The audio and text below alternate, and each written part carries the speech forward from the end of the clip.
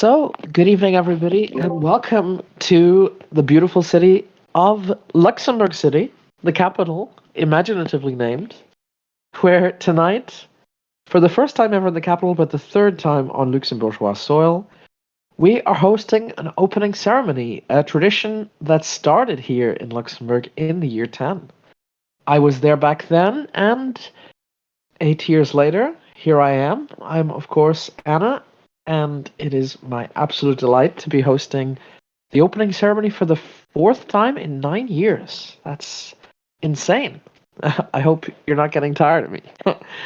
Joining me tonight are two people who have never done the opening ceremony yet, but they will obviously be well known to you. The first one up is a dear friend of mine. We met each other in the year 7 when I went to Montenegro, but she comes from the nearby Montezergo, and since then we've made music together, and I'm delighted to. Thank you so much. I'm delighted to be sharing tonight's hosting with the incomparable Lirina. How are you doing?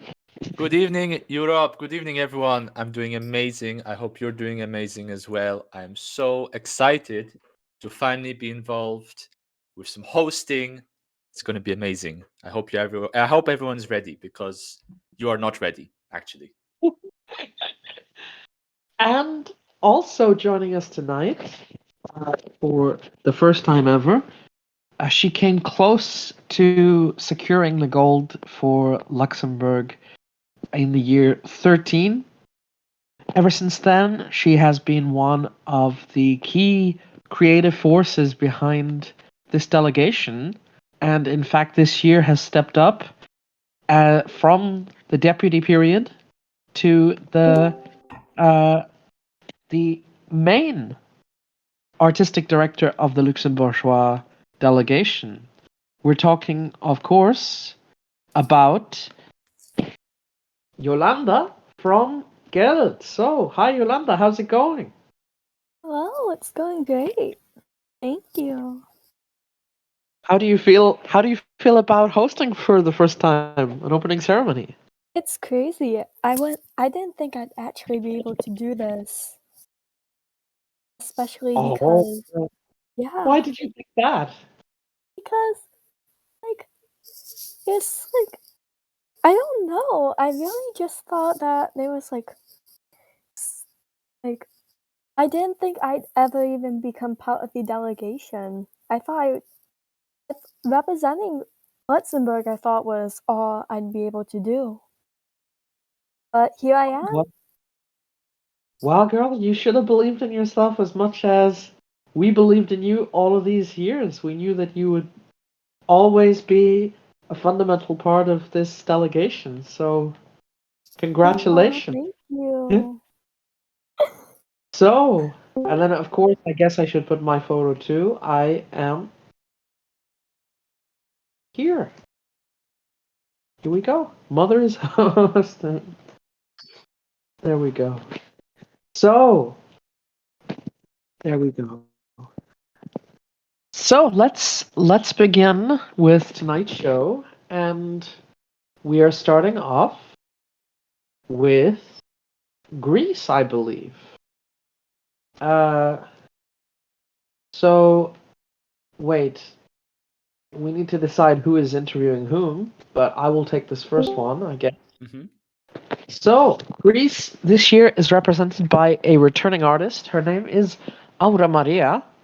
Uh, as you'll remember, she came with Stargazing a couple years back and was robbed with an absolutely stunning song. 4 years later, she's back with the song Plot Twist. So, welcome back, Aura. You're in the contest after 4 years. What do you think has changed since the last time you represented your country? Hello, and thank you for the very warm welcome here in Luxembourg City. I really missed that feeling, and oh my god, it's been already 4 years. Time flies. So a lot has changed, and of course, in my personal life, there have been some major changes. Like 1 year after I participated in Eurovisn't, I decided to take a break from the music industry for some personal reasons. And I started writing poems and short stories and traveled a lot. And I got accepted into the Department of Musicology in the University of Athens. So that's quite a lot. So some months ago, I was informed that our broadcaster was about to host a national final to decide who represents Greece in the contest this year. And my team said that it was time for me to come back to the industry and start producing again and composing again. So that's what we did. And after like 3 or 4 years, I started singing and composing again. And we submitted plot twist. It was accepted, but then the national final was cancelled. They chose one of the submitted songs, and then they chose us. They chose plot twist. So I'm really, really proud of it, and I'm so glad I took it as a sign to come back and return to singing. So that's a lot. That's a catch up of my life in the recent 4 years. I see. So tell me, you're coming with the song Plot Twist, and would you say that it's as personal to you as stargazing was, or not? Do you think it's more for the purpose of the contest? Um, I could never sing something that's not personal to me. So, plot twist is as personal as stargazing was. Of course, it is written for different reasons. Stargazing was more of a sad breakup song, and plot twist is like a love song. It's a romantic song, and that's new for me because for the very first time after many, many years, I'm in a very good place right now. I am in a loving relationship with somebody who loves me and who I love back. And that inspired me to write something about it. I'm really, really happy. And this song made me really emotional and grateful when I was creating it.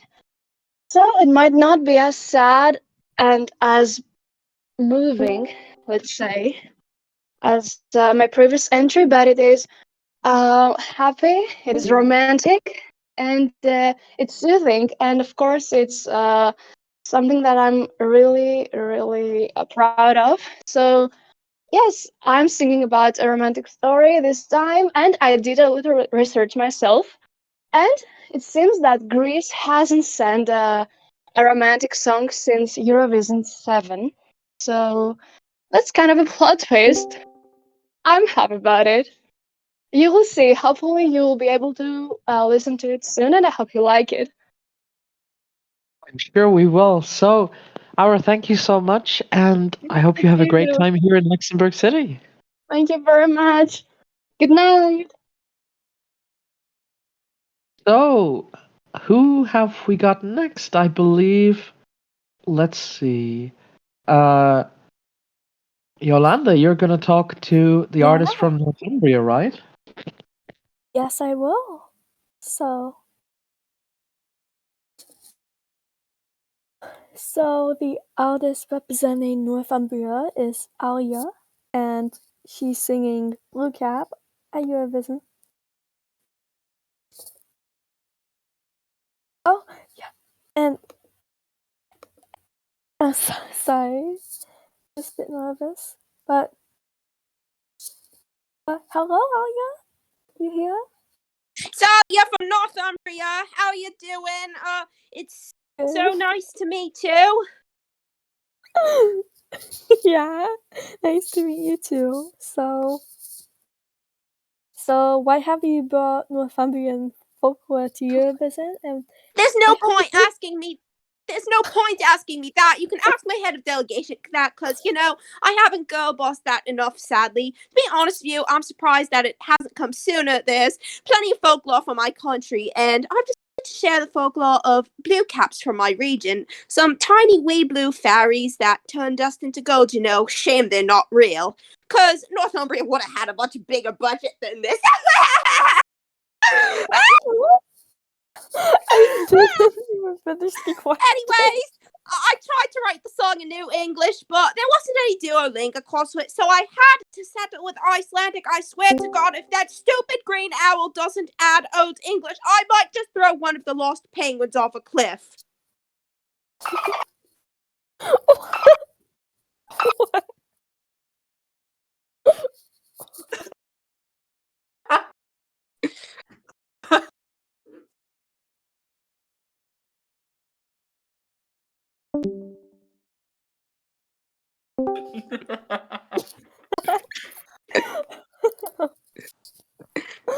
Northumbria has had a poem record like recently. Do you think you're going to put an end to that?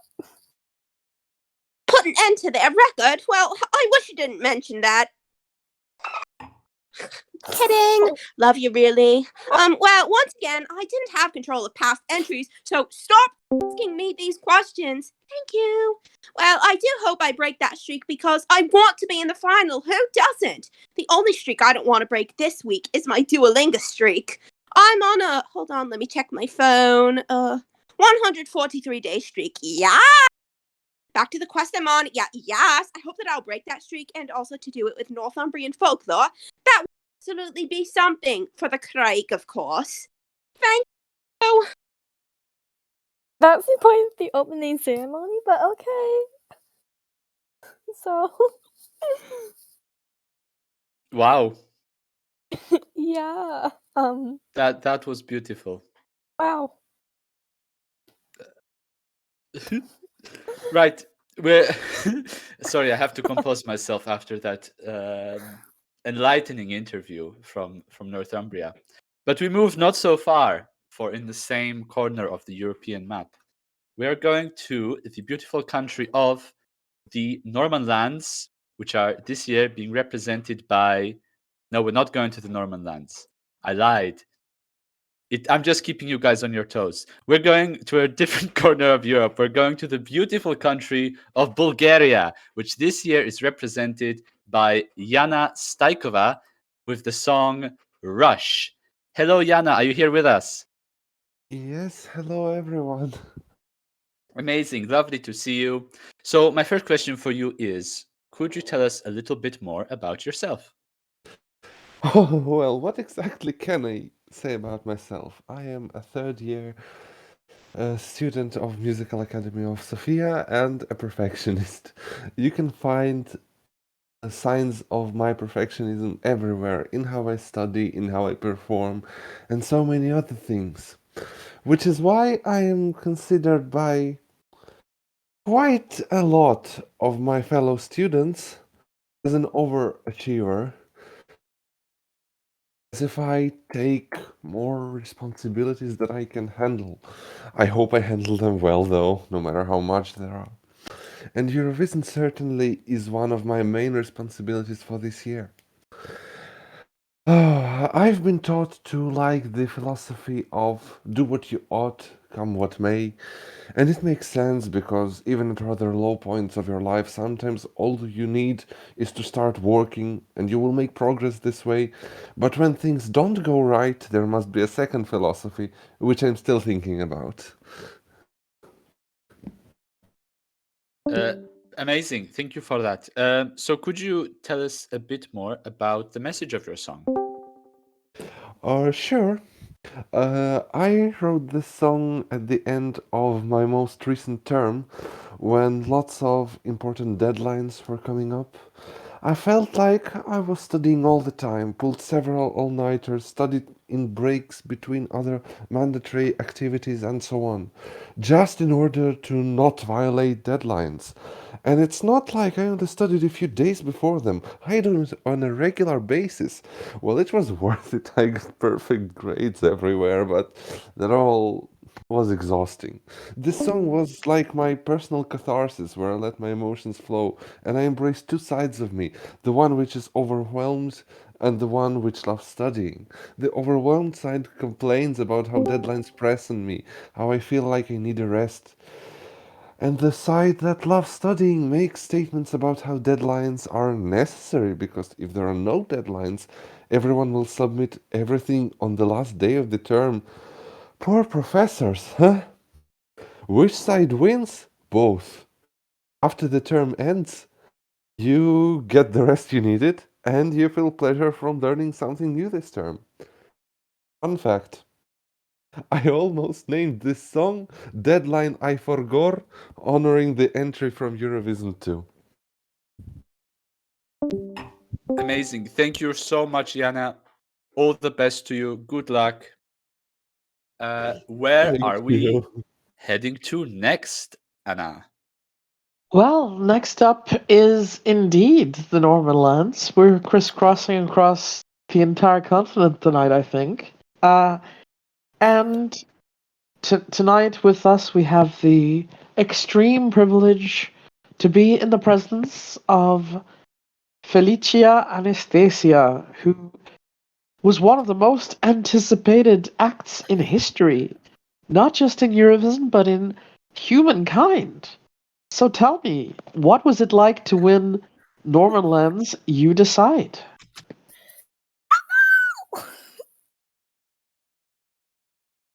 What?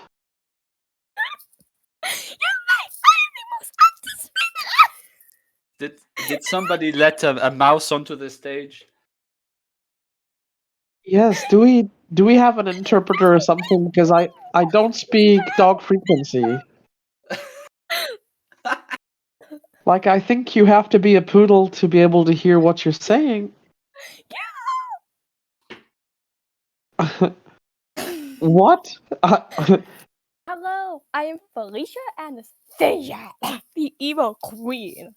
I had to pitch my voice down with a voice changer so you can hear me. How dare you? You're disrespecting the evil queen. Anyways, you're right. I am the most anticipated act in history, and I have been the fan favorite of all Eurovisons, even though I never actually participated. And you know that zero spot in the EV250? Yes, I am the evil queen, and that does not belong to that flop princess also, whoever she is. That actually goes to me, the evil queen. I think we all agree that I, Felicia Anastasia, the evil queen, deserve to win Northernland. You decide. Even if that televote was rigged, so I only got 12 points instead of 8 billion. What the fuck? That's so fucked up. It was great to win Wonderland You Decide because it shows that I am the winner of Eurovision.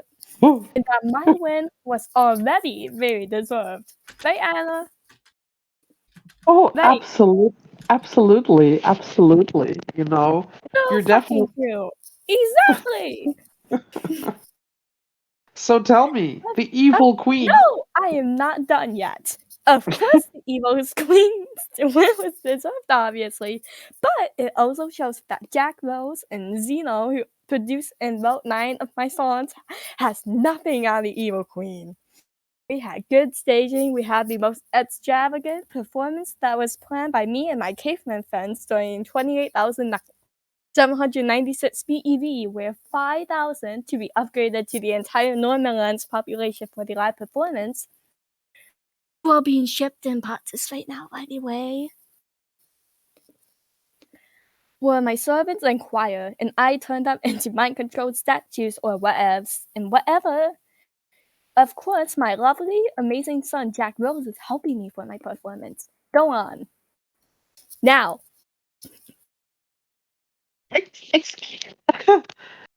I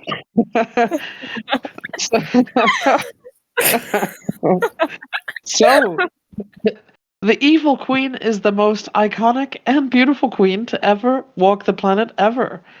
So tell us more about you, our lovely, amazing Norman queen that shall be ruling the entire planet and whom we all admire so much. I, Felicia Anesthesia, the evil queen, is not like any other queen, because I am the evil queen. I was born in Northern during 67,602 BC, and my evil mother tricked me into drinking a vampire potion that turned me into ugly-ass Just Dance character. But now I'm useful and beautiful forever. Yes, queen.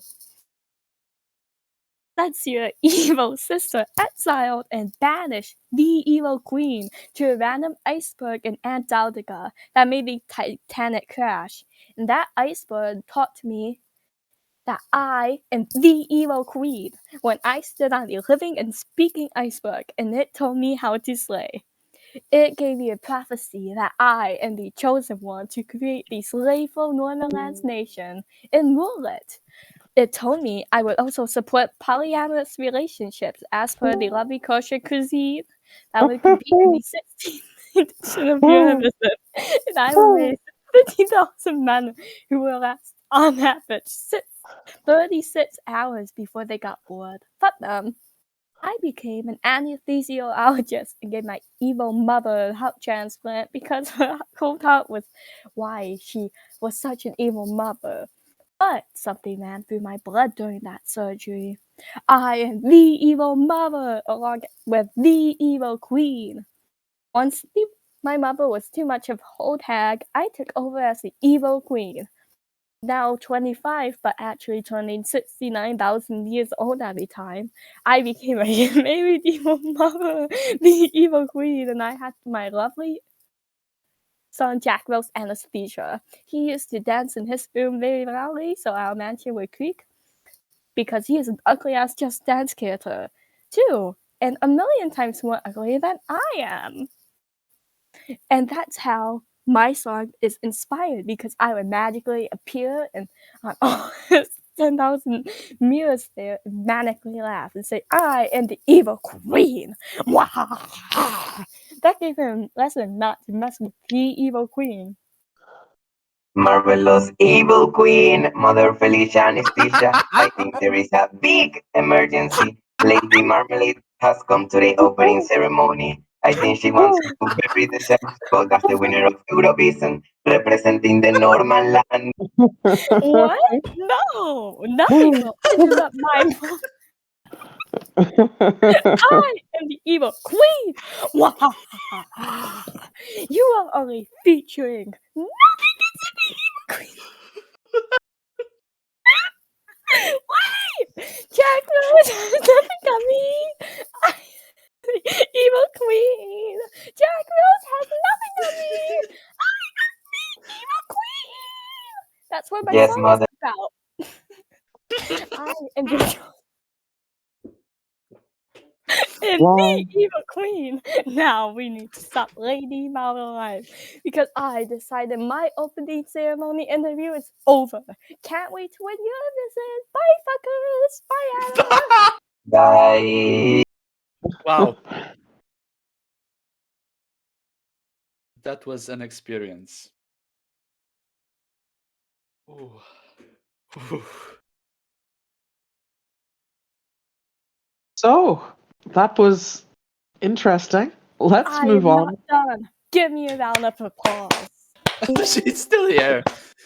Oh my goodness. Please, somebody take her off. Come on. No, you're not taking me off because Oi, my oi, opening oi, oi. Hey, interview who are is over you? now. Evil Press queen. that, Rohan. Evil queen. Security is What here. time is up? Security's here. Stormzy. Stormzy. Stormzy is working double Yo, jobs That's recently. Stormzy? It's Super No, Ains, Johnny but is Stormzy is here too. Stormzy. No, he's not. Hey, Because Europe, I it's time. It's time for you to shut up, evil queen. You have no authority here in Luxembourg, so get off the stage before I will end you like I ended Aziel's 57 last boyfriends. So Oh my get God. off, No, get I off will while you leave still now. can. I said my opening interview is over. Goodbye. Oh. The Stormzy redemption arc is unreal. Stormzy, the hero of the day. Oh my god. Okay, next. Wow. Next up, we have. Oh my god. Next up, Okay, we have. next up is Germany.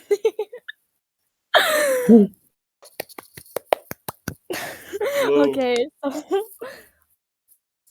first off, I'm sorry in advance, in advance, Banshee. Okay, second off, Germany is represented by Miss Lady and Sebastian Pozivi, and they're here tonight. So hello.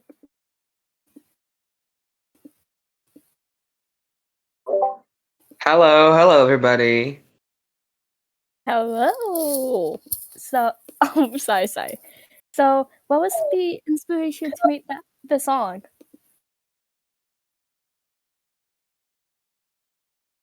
Well, our song, it was written a few years ago, actually, by Marco, our guitarist, about a situation with one of his friends, actually.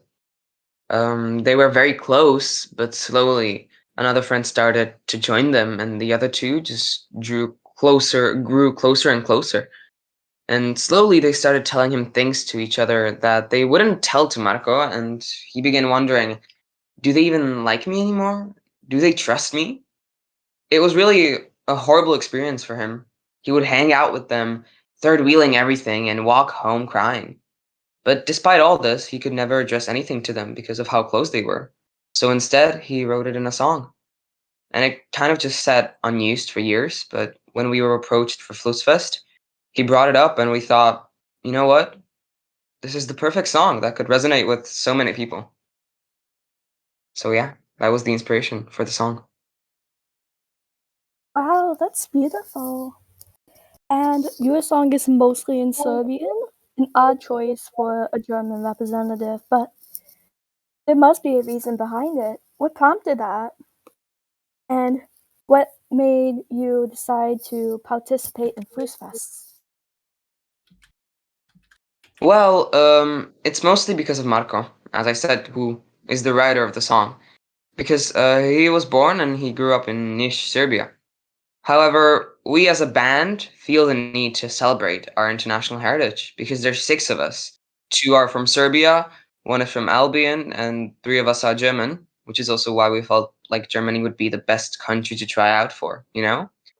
And most of our songs feature one, sometimes two of the languages, but occasionally, like with Propušteni pozivi, we have all three, even if it's just a few lines.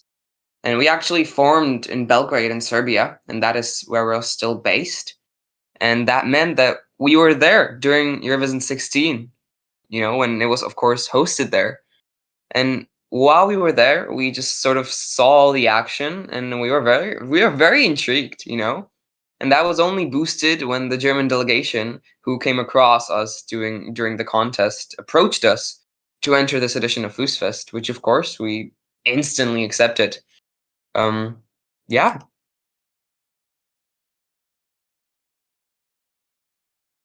Oh, yeah. Thank you for that interview.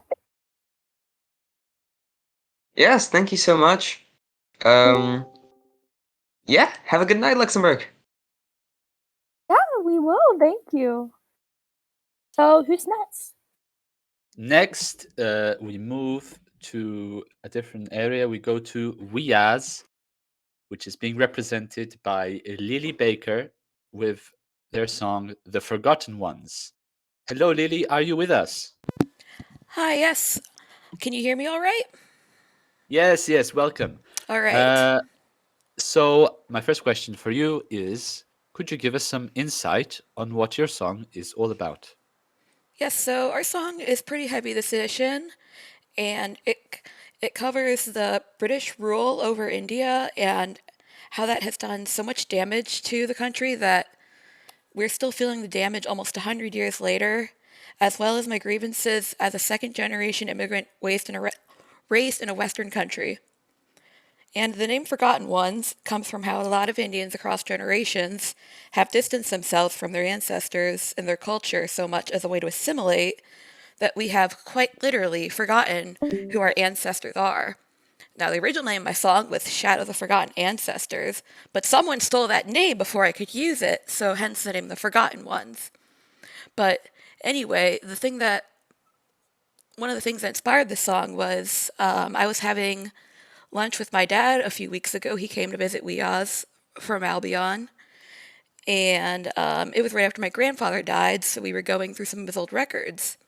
And he was really into journaling, writing, and he kept track of a lot of our family history and had a family tree going back like 10 generations of all the men with the last name Baker, going from me to my dad to my grandfather, who's still in India, and then his grandfather and his grandfather, his grandfather's father, etc.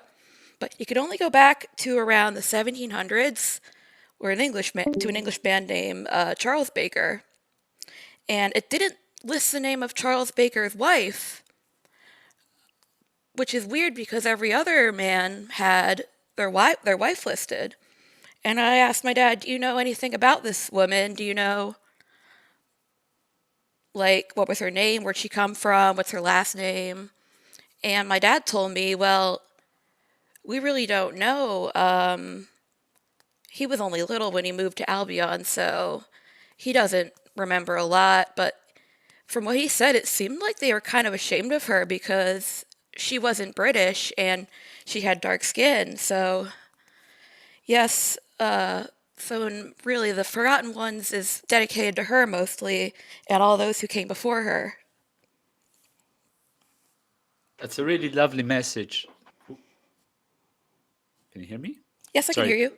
There we go. Apologies. That's a really beautiful message. Thank you so much.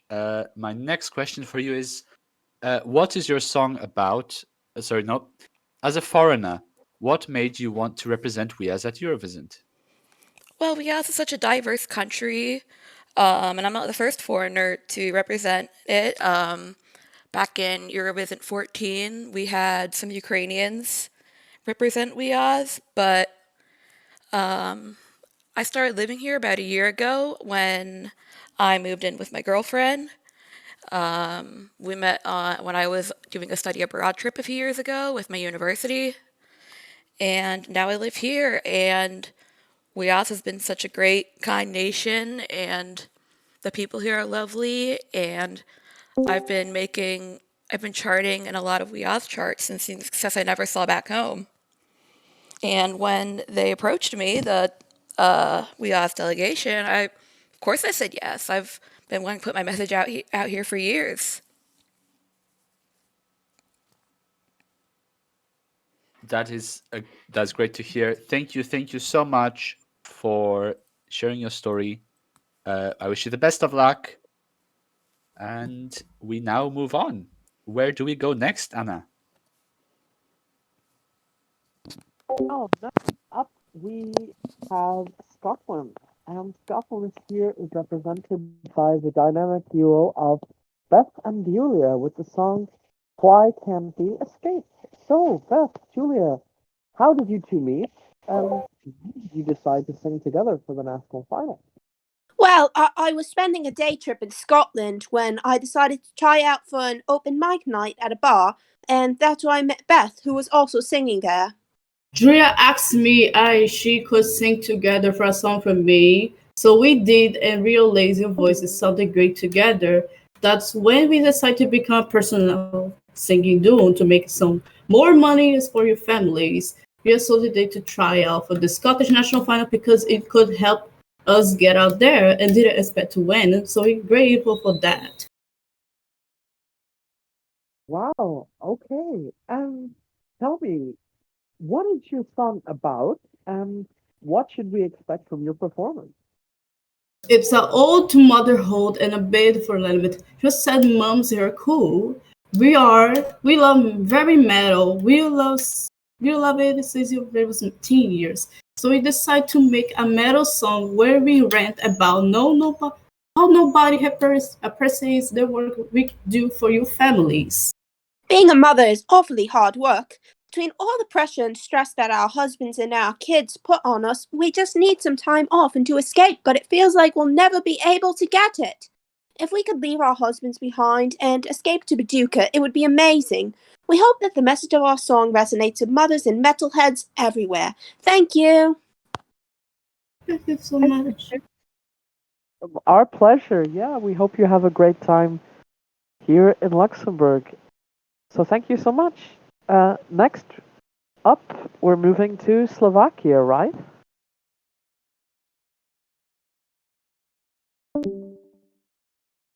Yeah. Yes, we are.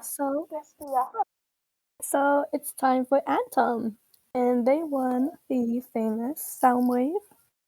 And Soundwave hosted an All Stars audition. So, hi, Anthem. Hello, everybody. Hello, Luxembourg. Hello. So, why did you decide to return to Soundwave? Oh, well, we didn't really plan on coming back. We competed back in Soundwave 12, where we placed second. And even though for us it was an amazing experience and a great boost to our music career, we sort of came to the conclusion that maybe this competitive atmosphere wasn't really something for us. Because in the end, we're just a relatively unknown duo of musicians who have a passion for making music, and we felt like we couldn't really compare to all these artists with like big teams behind them and stuff. So we said that we weren't planning on ever coming back to the festival. We said that we've already closed that chapter of our lives. But one day, way before it was announced to the general public, maybe like in year 15 or something like that, um, RTVS Slovakia revealed to us that they're doing an All Stars edition, and they also invited us to take part. And well, at the time we just finished making this one song, and since this was supposed to be such a big special edition of the contest, we decided that, you know what, we might as well give it a try. So yeah, the announcement of that lineup was kind of a surprise to most people, and well, even though we didn't really expect anything from that journey, we all know how it ended up happening, I guess, because otherwise we wouldn't be standing here. So yeah, we won the festival, we won the biggest ever edition of the contest, and now we're here in Luxembourg City. And I have to say, we're very excited for everything that awaits us here. It's gonna be a great experience. I mean, I hope it's gonna be a great experience. So yeah, we cannot wait to perform our song in front of the international audience. Yes. Sorry. And I'm very excited for your entry. For people who don't know, what's your song about?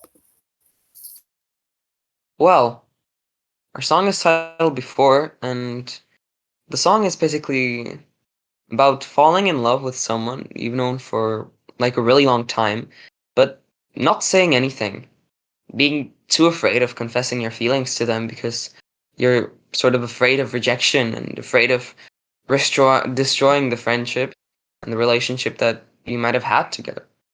But then after this also sort of slowly fades away and you stop talking together, you start realizing that maybe this wasn't as one-sided as you thought. So you start going back, you start reading your text, thinking about all the memories you made together, and you realize that you were simply so blinded by your fear that you didn't even notice at the time that there truly was something between you two. And now you're just sort of stuck thinking about what could have been and what you could have had, you know?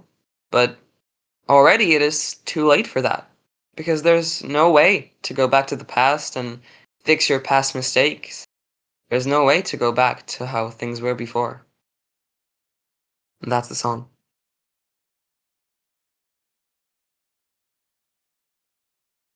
Wow. Great interview and a very important message and a great song. So, Thank you so much. We're very excited for Eurovisn't. Have a good night, everyone. Yas. yeah. So, who's next? Next, we go back to the British Isles. We are going to the beautiful nation of Wales. Hi, babes. I was going to announce the Swansea Kids Choir is here with us with their song Arhyd Inos, I believe. Yep, that's perfect, babes. So, my first question for you, Swansea Kids Choir, is you've spoken about running this choir for 5 years now. How did you get into it? Okay, so basically, babes, when my little cuties were born, I just sort of instantly knew they were going to be like musical stars. So like these kids were basically playing like the flute and recorder at the same time at the age of 6 minutes. It was just totes incredible. Right, amazing. And where does this song come from? Basically, my little one James came home from homeschool one day. And he told me about this cute little song he'd learned to play on the recorder, and I was just in like shock at how beautiful the lyrics were. And like, who's ever thought of saying "ot cross buns" like that? And then like one day, one of my other kiddies, my little Marianne Jolene, said some nursery rhyme she wrote herself called Arhyd Inos, and it was so amazing. Like I had to combine the two like my lovely potato casserole, and that's just how it came to be. Right. Thank you so much. Great, babe. Great. Love yous. We love you too. Thank you so much for taking part. Anna, would you please tell us where we're going next? Hey everybody, can you hear me better now? It sounds like you're still stuck in the Luxembourgeois bunker, I'm afraid. No, let's try now. 1 second. Let's try now. Oh my goodness. Now it sounds like you're in an air fryer. What's happened? What just happened? Oh dear. Anna, are you okay? How about now? Can you hear me? You sound about the same, but this is good enough. Oh dear. Oh dear. So, well, let's carry on with tonight's Sound show. better now. That's good. Oh, you do. You're back. You got out of the air fryer. I'm so glad. I got out of, yeah, I think I got sucked into the negative dimension for a moment, but I'm back now. I blame it on the evil queen. But Stormzy has removed her from the premises, so thank you, Stormzy. So let's continue with Hungary. Hungary is represented by Frau Kiena with the song Hose Kinzas. So, Frau Kiena, tell me, why did you decide to sing in Dutch rather than Hungarian or English? My mom is Dutch and my dad is Hungarian, but I spent for my life in the Netherlands. I bought Dutch first for a reason. It could feel easier. I have a word to sing in a language that is native to me. Yes, I spoke Hungarian and even English growing up. But Dutch is the language of my home. It's the first English on signs, is what I talk to my mom in. I've spent a lot for time in Hungary, especially since I ever started studying here. But Hungarian is just a means to an end for me. I speak it naturally and fluently, and I can do thinking, but I don't consume it. I don't listen to Hungarian music. My Spotify is in language English and Dutch, but at the same time, English is completely alien to me in my country. So for something like Eurovisn't, Dutch and Hungarian is a must for me.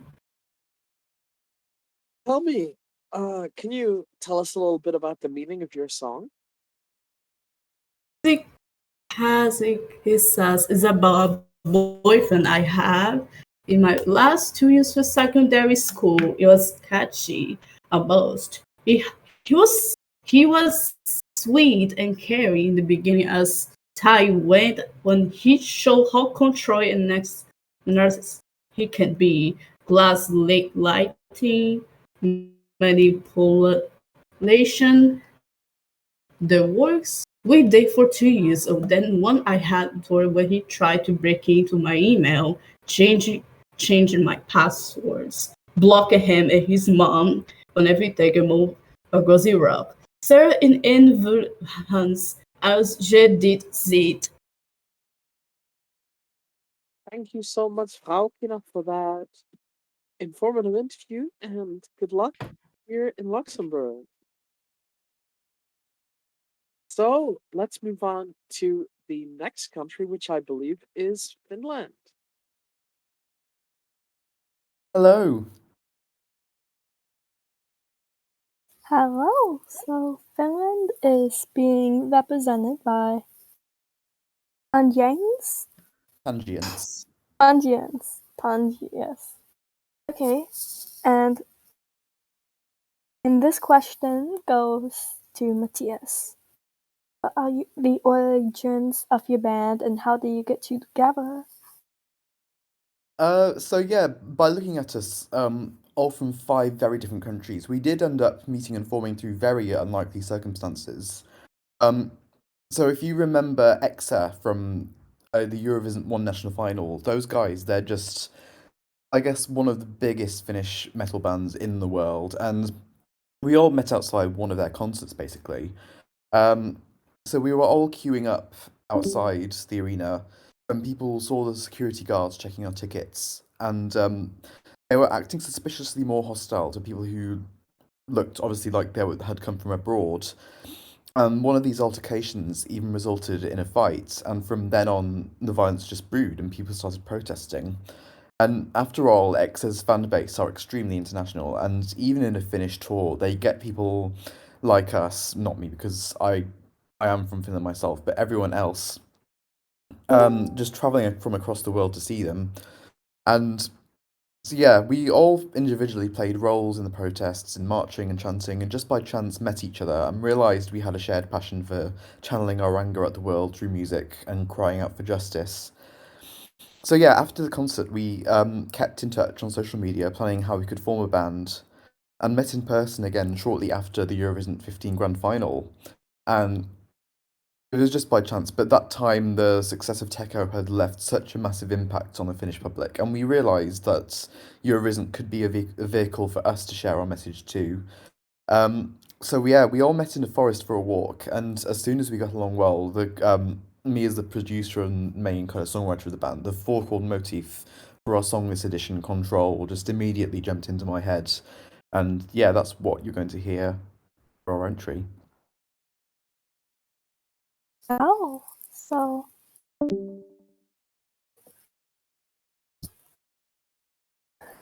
Wesley, what is your song about and how does it relate to you as a group?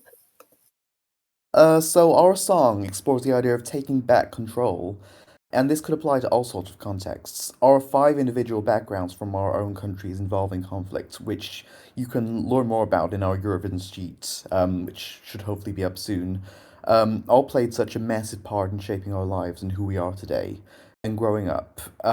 Yeah, all turned to music as a way to channel these emotions as we were growing up. And we also share similar experiences in relationships too. Often a romance that ends badly can leave you drained of any desire for motivation, and our song acts as a kind of battle cry to anyone who's experienced situations similar to this. People might try and take advantage of you, but your true self will never be removed, and once they're out of the picture, you just need to reconnect with yourself and find the motivation to make some change so that you're more prepared and powerful in new situations. And you can also extend this to populations of a country too. Situations of war and conflict take such a toll on the well-being of citizens, and in the aftermath, it's important that people hold on to the culture and the spirit of their country. They don't lose sight of it, and they don't let the enemies win. Um, so, for example, in my bandmate Kyle's case, the Irish language and ethnic cleansing of their nation, and in Faith's case, the racial divisions in South Africa, and my own case, I come from Alaska, and my home state is at risk of losing its ice caps and glaciers, just thanks to the ignorance of global warming by world leaders. So yeah, our song just basically pleads everyone to, if they're feeling wrecked all by this, just don't lose sight of yourself and make sure you just seek to change things.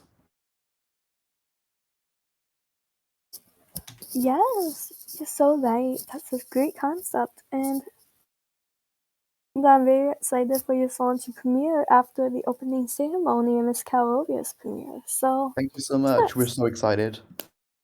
Yes, me too. So, who's next? Next up, we're going to a country that hasn't taken part for quite a while. We're very excited to invite them back. It's the Faroe Islands, and I apologize if I mispronounce, but they are called Silfrid Jogvansdottir with the song Skilled Urdar. Hopefully that is okay. Are you here with us? Hello, good evening. Can you hear me? Yes, we can. Welcome. Thank you So, very much. my first question for you is what is the story behind your entry, Skilled? So, this song I wrote it while I was secluded in my small cottage in the Skjaldfjordur, which is a fjord located in our country. This was in a moment where I felt so overwhelmed with life because I had tried to do everything all at once, and I was trying to achieve perfection in every single thing I did, and I just couldn't. I realized that life needs to be taken step by step, despite no matter how big or how small that step is. You need to learn how to take every single step and be proud of every single step you take. So that's my reflection in this entry. I try to reflect on how we try to rush our lives and how the people seem to be ahead of themselves despite not thinking, what am I going to do next, or how much will trying to eat all the world at once affect my mental health or my physical health or my happiness. So that's the story behind our entry. That is an amazing story. Thank you so much for bringing that. So, the next question I have for you is how did you prepare for your performance in so little time? Well, we are actually have been a very hectic 48 hours. We literally just confirmed our participation last Sunday, and we are very proud that despite the short amount of time, we managed to bring a very quick national selection and two proposals that, regardless of which one won, would have shown any side of my personality that I feel very proud of and I embrace perfectly.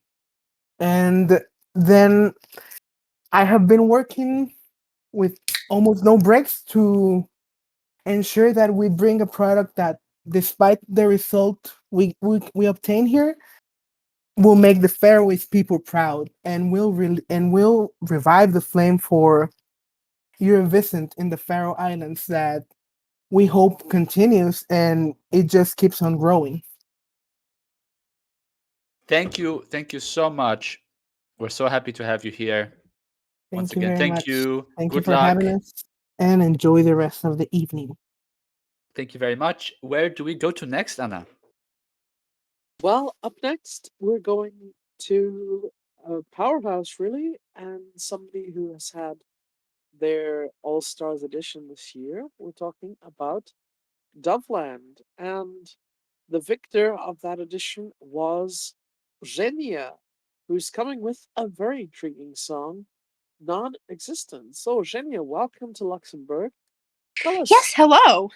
It's a pleasure to be in Luxembourg, although I never expected Luxembourg to be this big cuz I keep hearing about alternate timelines in which Luxembourg is just a tiny country in Europe that some people might call a micronation, but like I said, it's just an alternate timeline. I have no idea if it really exists or not.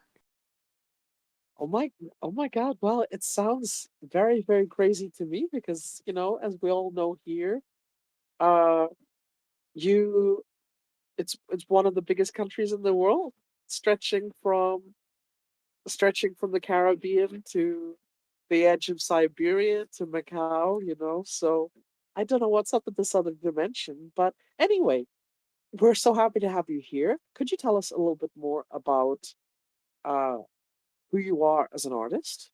Oh, certainly. Well, you see, I was born in a land known as Moldova. I'm sure you might have heard of it before, right? A land that no longer exists ever since it became part of the Miskatalovia Empire. And back when I was living in what was once Moldova, or rather Miskatalovia, my family was kind of struggling, so we moved to a country known as Doveland that I had pretty much known nothing about except for the fact that my mother was from there, since, after all, I have a Dovish name. So when I moved to Doveland, I had to learn Dovish from scratch because we never spoke Dovish in my house. We only spoke Romanian, or as they called it back then, Moldovan, and Russian. So I had a really heavy, like, weird Russian Romanian. It was like vampire sounding accent when I spoke Dovish. Nobody understood me. And in my household, my parents tried to make me speak Dovish even more. And all this time, I've always been a pessimist. I struggled fitting in my life. I ended up actually skipping college because my parents wanted me to be a dentist, but it was never my passion. My only passion in this world was music and making it, especially avant-garde music that doesn't really adhere to any specific genre that's out there. So I tried to make a living off of that. I didn't care as much about cash as they did, and I ended up actually becoming really successful thanks to it. Well, mildly successful, especially considering the dovish avant-garde music industry isn't really all that vibrant. I can pretty much count the number of other dovish avant-garde musicians on my fingers. So sometimes I feel like I don't exist as an artist, but at the same time, I feel like Doveland doesn't exist because everybody in Doveland knows the folklore about how they say Doveland was invented in a dream. So, because I've always been into fantasy and made up stuff like that and folklore, I always had a thought in the back of my mind that perhaps we are the ones who are living in an alternate timeline, and somewhere out there in some bizarro mirror world that I could never get to, there's an alternate universe where Doveland doesn't exist. Miss Catalovia is way smaller and is called Moldova and Mongolia like it used to. Russia still exists. There's no such thing as Doveland. Everything is weird, and like the idea of such a timeline existing is kind of hard to wrap my brain around, but I kind of believe it's out there, so I thought, why not write a song about it? And I'm surprised that it got all the love that it did and ended up winning my Doveland Decides edition, so I can't wait to perform it at Eurovisn't, especially with the backing orchestra, since this will be the first Dovish entry to have a backing orchestra since Starlight Disco. Tell me, let's see. Tell me more about this concept of alternative timelines which you explore in the song, and why did you choose to sing about such a subject? Like I said, I chose to sing about such a subject because it is something that has interested me for all my life.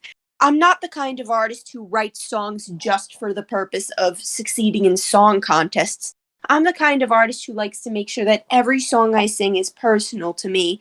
So since I've spent all 30 something years of my life at this point wondering about if these alternate timelines are out there, I thought I'd sing about it. And like sometimes when I go onto the streets, people say, "Hey, you look a lot like a Latvian singer named Marta."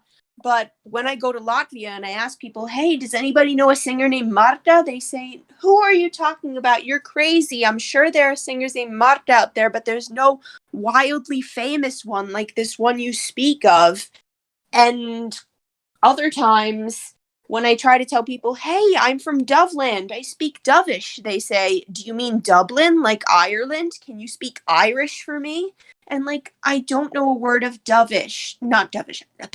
I don't know a word of Irish. I only know how to speak Dovish, English, Romanian, Russian. So, yeah, the idea of alternate timelines has been sitting in the back of my head for my whole life, and I really want to get it out and make a song about it. So that's why I decided to make my song non-existent. But at the same time, not only is it about alternate timelines and feeling like perhaps the country you live in or you don't exist, but it's also about self-worth, since I'm a very pessimistic person. I kind of find it hard to see the good in a lot of things. And even then, sometimes I worry if I should quit my career as an avant-garde musician, considering there are so few dovish avant-garde musicians. I mean, winning Doveland Decides with my avant-garde song kind of gave me a bit of a spark of hope. But, like, who knows if I'll be successful outside of Eurovisn't? I keep hearing people say things like, oh, Eurovisn't ruins your career.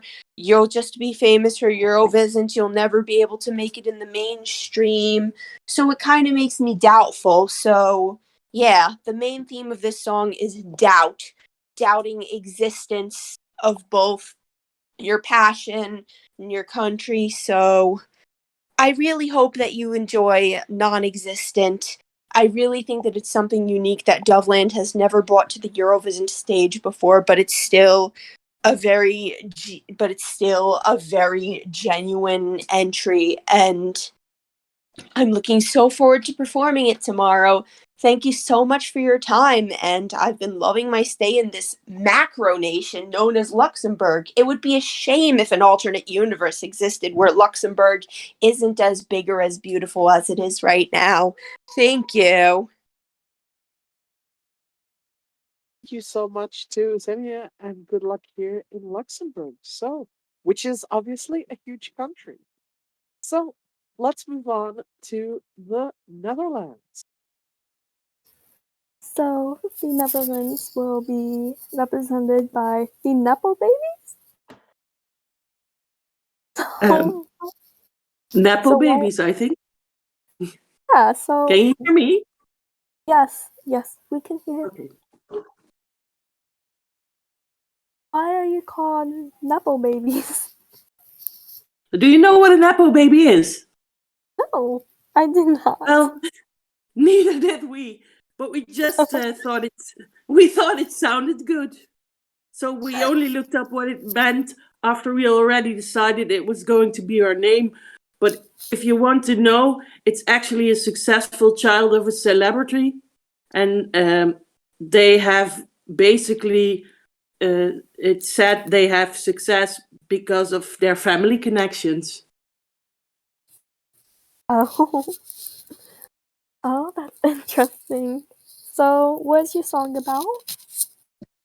Well, the song is called Slaapverlamming, sleep paralysis.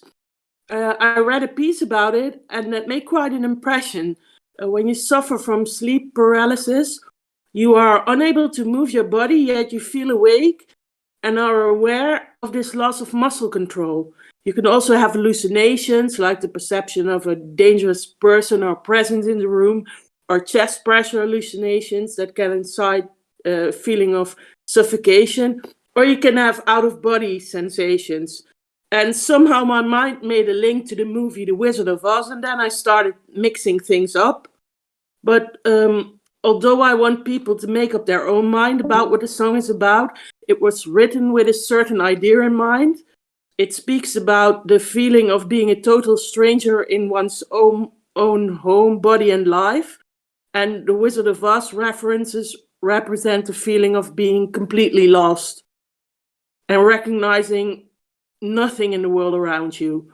And the tight clothing references to the feeling of being constrained, like you're trying to fit your true selves into something that you aren't.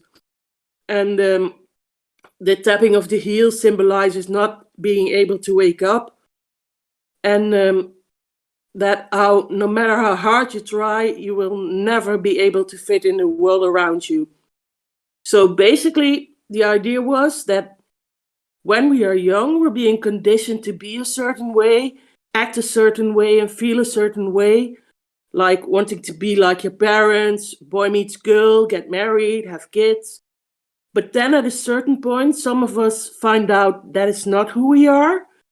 And then this friction between what you're brought up to be and who you really are starts happening. And this song is about the stage where you are still overwhelmed by those feelings and you don't know what to feel or do about it. And it isn't as easy as in The Wizard of Oz, where you can find your true heart and thoughts and the courage to be who you are, and where you can tap your heels 3 times and everything will be all right again. It's agonizing, and you might think you'll always be in this place. And we just hope that people who have never experienced those feelings through our song will understand that being different is not a choice or a whim or a thing to get attention, but it's scary and it takes loads of courage and strength to share and to act upon. Wow, that's such a great message and concept. So who do we have next? Next up, we move to Karelia, which is being represented by the artist Heritage. Are they here with us? Yes, we are here. It's so nice to be at this opening ceremony and get to share with you about our entry over the garden wall. Amazing. So, Heritage, you made the move from Kazakhstan to Karelia back in year 17. What prompted this move, and how did this inspire the song? We decided to move to Karelia temporarily, mainly just to get a new scene, both musically and physically, from our home province of Yamalia. The move was pretty much decided to be able to join a new industry and learn more about the cultures around us, specifically the ones of ex-Russian ones, as we came from a province of Kazakhstan that was part of Russia. Coming here, we tried to learn more about the culture by learning things like shows, food, and so much more. About a year after we came here, we came across a Karelian dub of a cartoon show called Over the Garden Wall. Watching this, we all watched it together and it just clicked. We had to name the song after the cartoon, or rather, its original English version, since, we were watching it in Karelian and our song's in English. Amazing. Thank you for that. Next up, I would like to ask, what is your song Over the Garden Wall all about? Song deals with both the figurative and literal walls that loom over the people under regimes. In the figurative sense, it has to do with the limit of freedom and enclosement of the people living there. However, in many nations, it can also be taken literally, where walls keep people in. The people of these nations deserve to be free, deserve to live their lives, and not have to throw away their hopes, dreams, wants, problems, or anything, just because they're dried up and left out by the government to rot. Let us save these people, no matter where they're from, no matter what they want to be. Let us unite as one nation, one people, and change our world once and for all. Thank you so much for your wonderful interview, Heritage. Good luck. Where are we going to next? Well, next up, we are going to Albion, which this year is represented by Crystal Palace with the song Utopia. So lovely to have you here, Crystal Palace. Could you tell us a little bit about your origin story? Of course, I can. Can you hear me well? Yeah. Okay.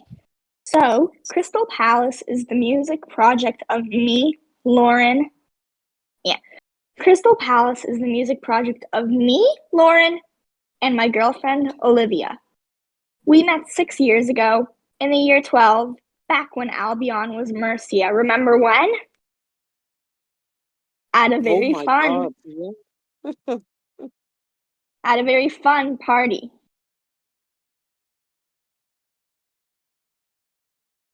Like I just stated, the party was a blast, but we are both rather introverted and get overloaded easily.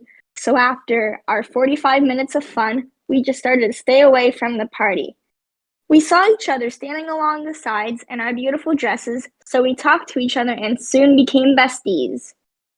The two of us love music and making music, especially me with singing and writing lyrics, and Olivia with composing and playing instruments. And that is how Crystal Palace was created. 2 years after we met, in the year 14, we fell in love with each other and became the perfect pair. Last month was our 4th anniversary together, in fact. The party was actually connected to Eurovisn't, as Julia Ulia, the Albanian / Mercian representative of that year, remember her? Was performing at the party. She was performing her entry 456 among several other hits.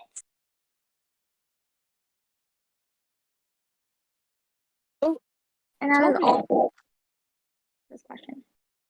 Tell me, what is Utopia about? Okay, so Utopia is a slow experimental ballad about us being overwhelmed by a hustly-bustly, but a rather amusing social setting. So you want to get the fuck out of there and move with each other to a stunning and ideal little place.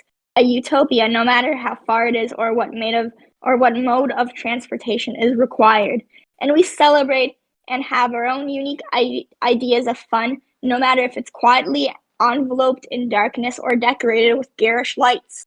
As mentioned in the first answer, we wouldn't have met each other if it wasn't for our low social batteries. Also, the song's world premiere is at 14 o'clock Eurovisn't time tomorrow.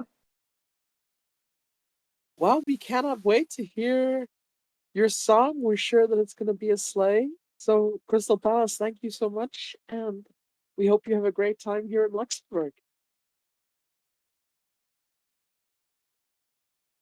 So, now our next country, our next artist. I guess we're moving to Catalonia, right? Yolanda? No, we're moving to Libya next. Libya? Huh? You're right. That's not even on the sheet, but okay, we go. Yeah, well, we did join though, so we do have to include, of course. So representing Libya is she couldn't join the sheet because she was hit by a lamppost.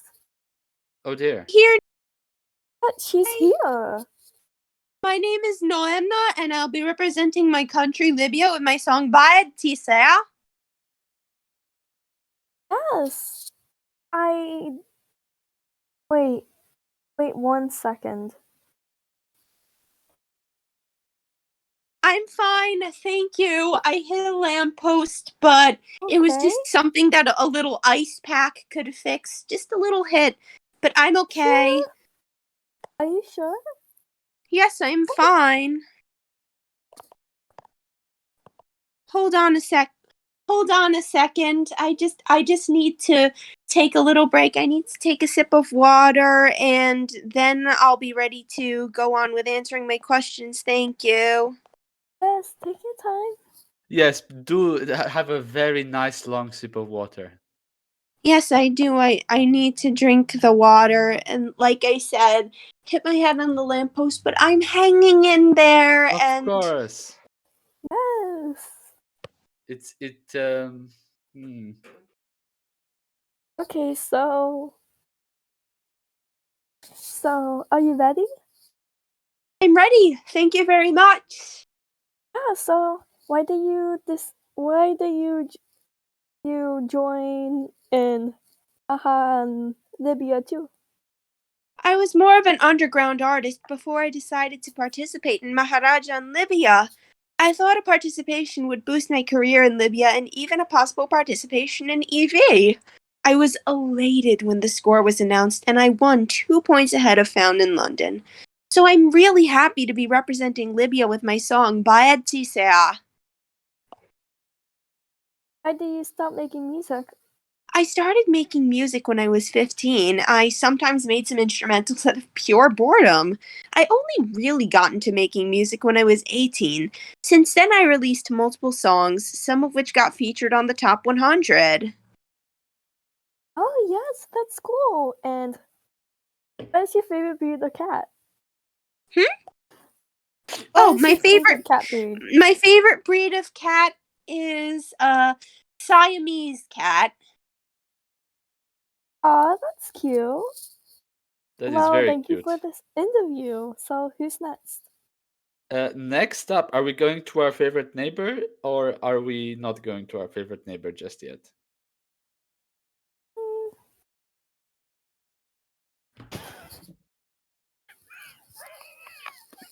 Why are you wheezing?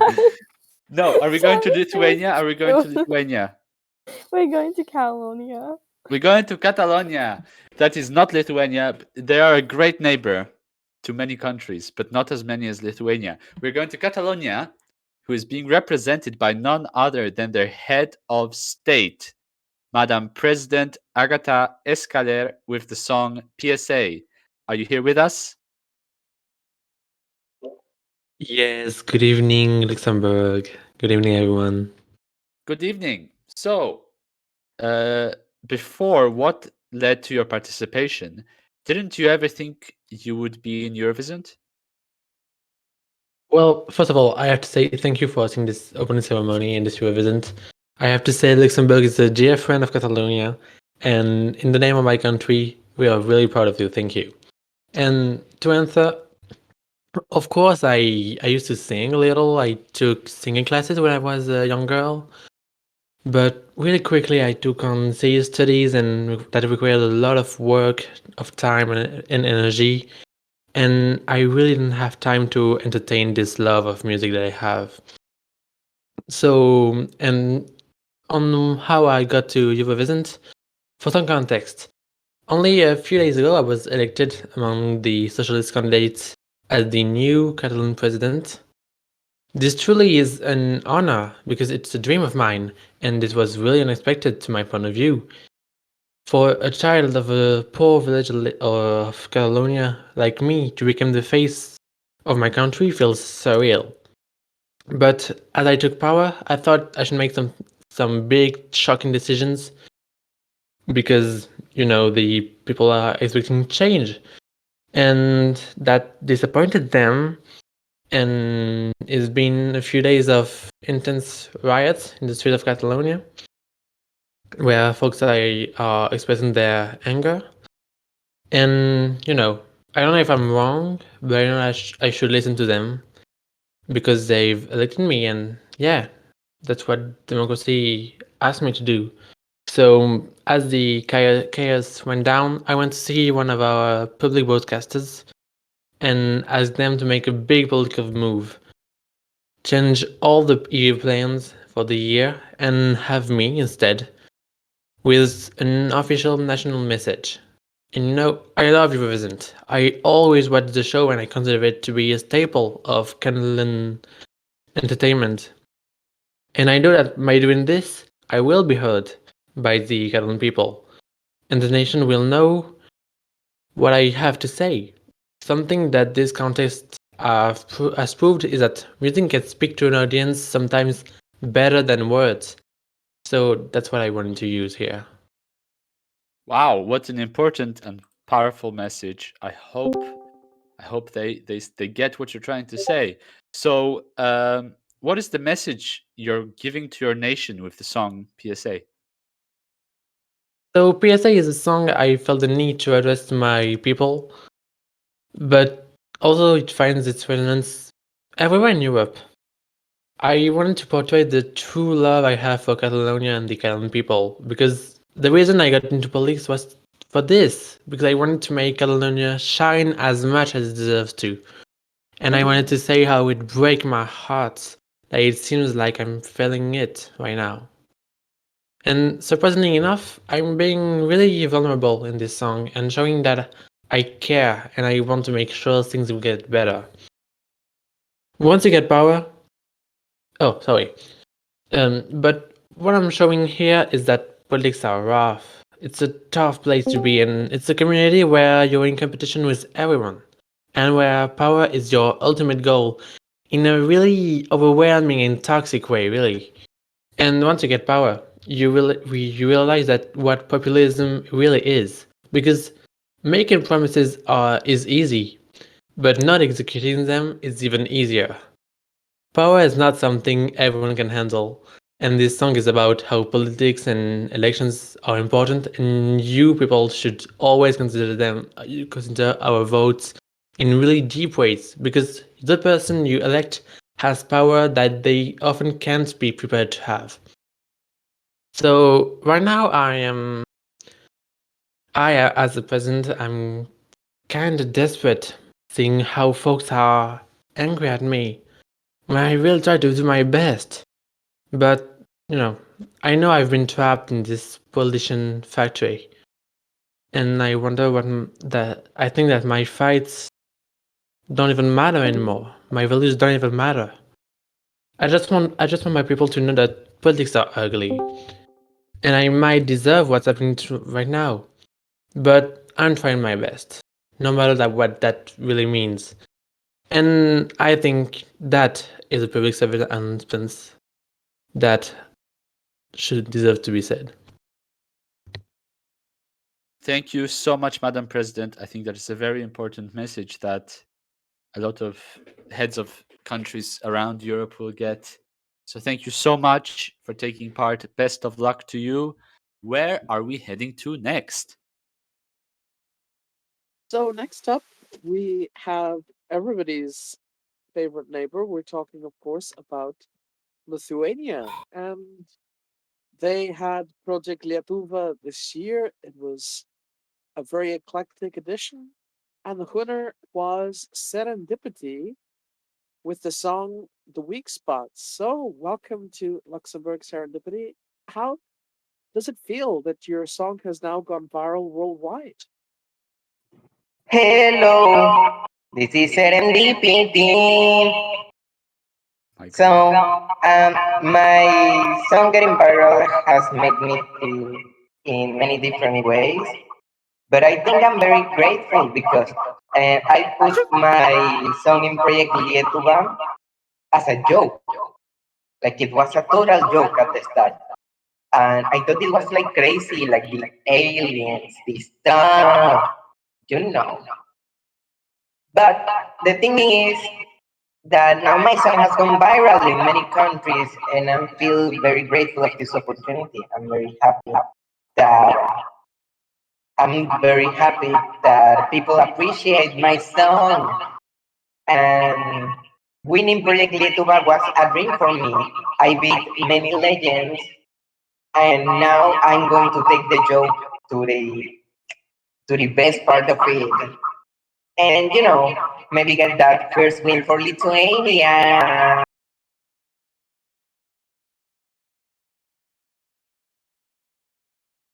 Oh, tell me, Serendipity, many people are against autotune being used by artists. Now, what is your stance on this as someone who plans to use it in their Eurovision performance? Well, the thing with autotune is that you can use it for artistic purposes because I know how to sing, but autotune is like a tool, it's like another instrument, it adds layers.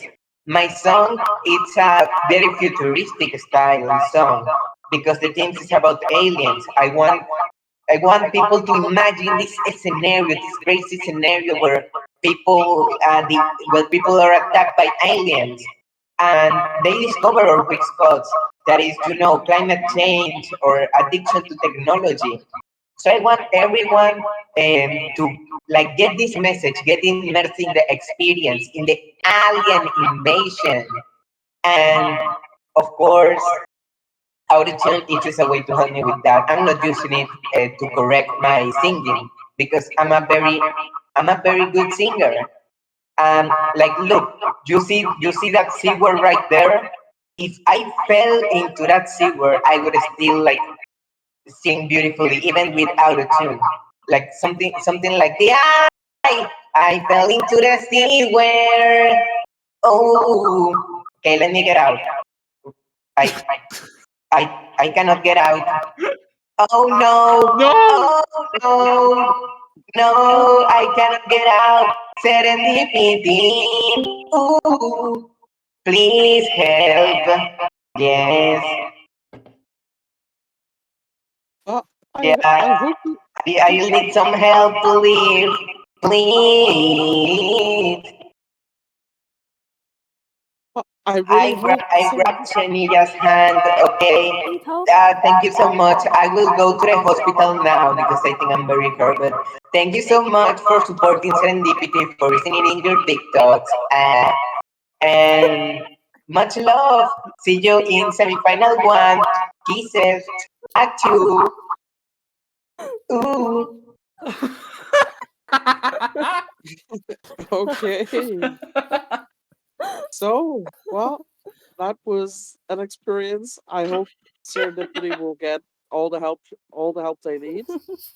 Now, let's move on to the next country, which I believe is Kazakhstan, right? yes. I can't. I'm sorry. Is anyone able to do this properly? I need a moment. I need a moment.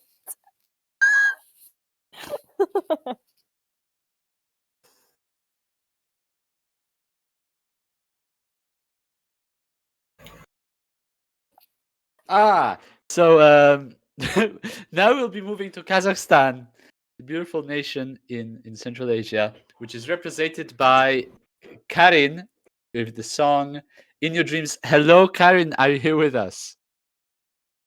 Hello. Welcome, Karin. We've been told it's been quite a ride for you to reach Eurovisn't, the Eurovision stage. Could you tell us a bit about your journey? Of course, as you know, we follow Eurovision national finals around the globe now. I participate in the very first edition of Casa Vini in year 11 for my son that came third. Later, I will play for Casas Vini 15 and my song Pop Up Girls came fourth. Due to personal reasons that are explained in my song, in year 14, I left my home in Astana and moved to Melbourne, Australia. When I had started my music career and even participated in One Voice for Travis By, once again, the result was not as good as I want, but that didn't make me lay down my arms. I keep my head up and continue working on my music myself as a way for peace. This year, I give a call for the Kazakh application was frantically searching for the perfect entry for the 00 and after an online audition, I got picked. Traveled all the way back home to record my song and music video, which are already able on YouTube play away. And now I here at Luxembourg City, ready to finally represent my nation after so many attempts. Amazing. Thank you so much, Karen. Oh, amazing. Again, now you've mentioned that you moved out for a reason. Why is that? Well, you see, back when I was living in Kazakhstan, I was starting my career. I fell in love with a man. The problem is, he wasn't my manager. When we started dating, he kept saying how everything could be perfect.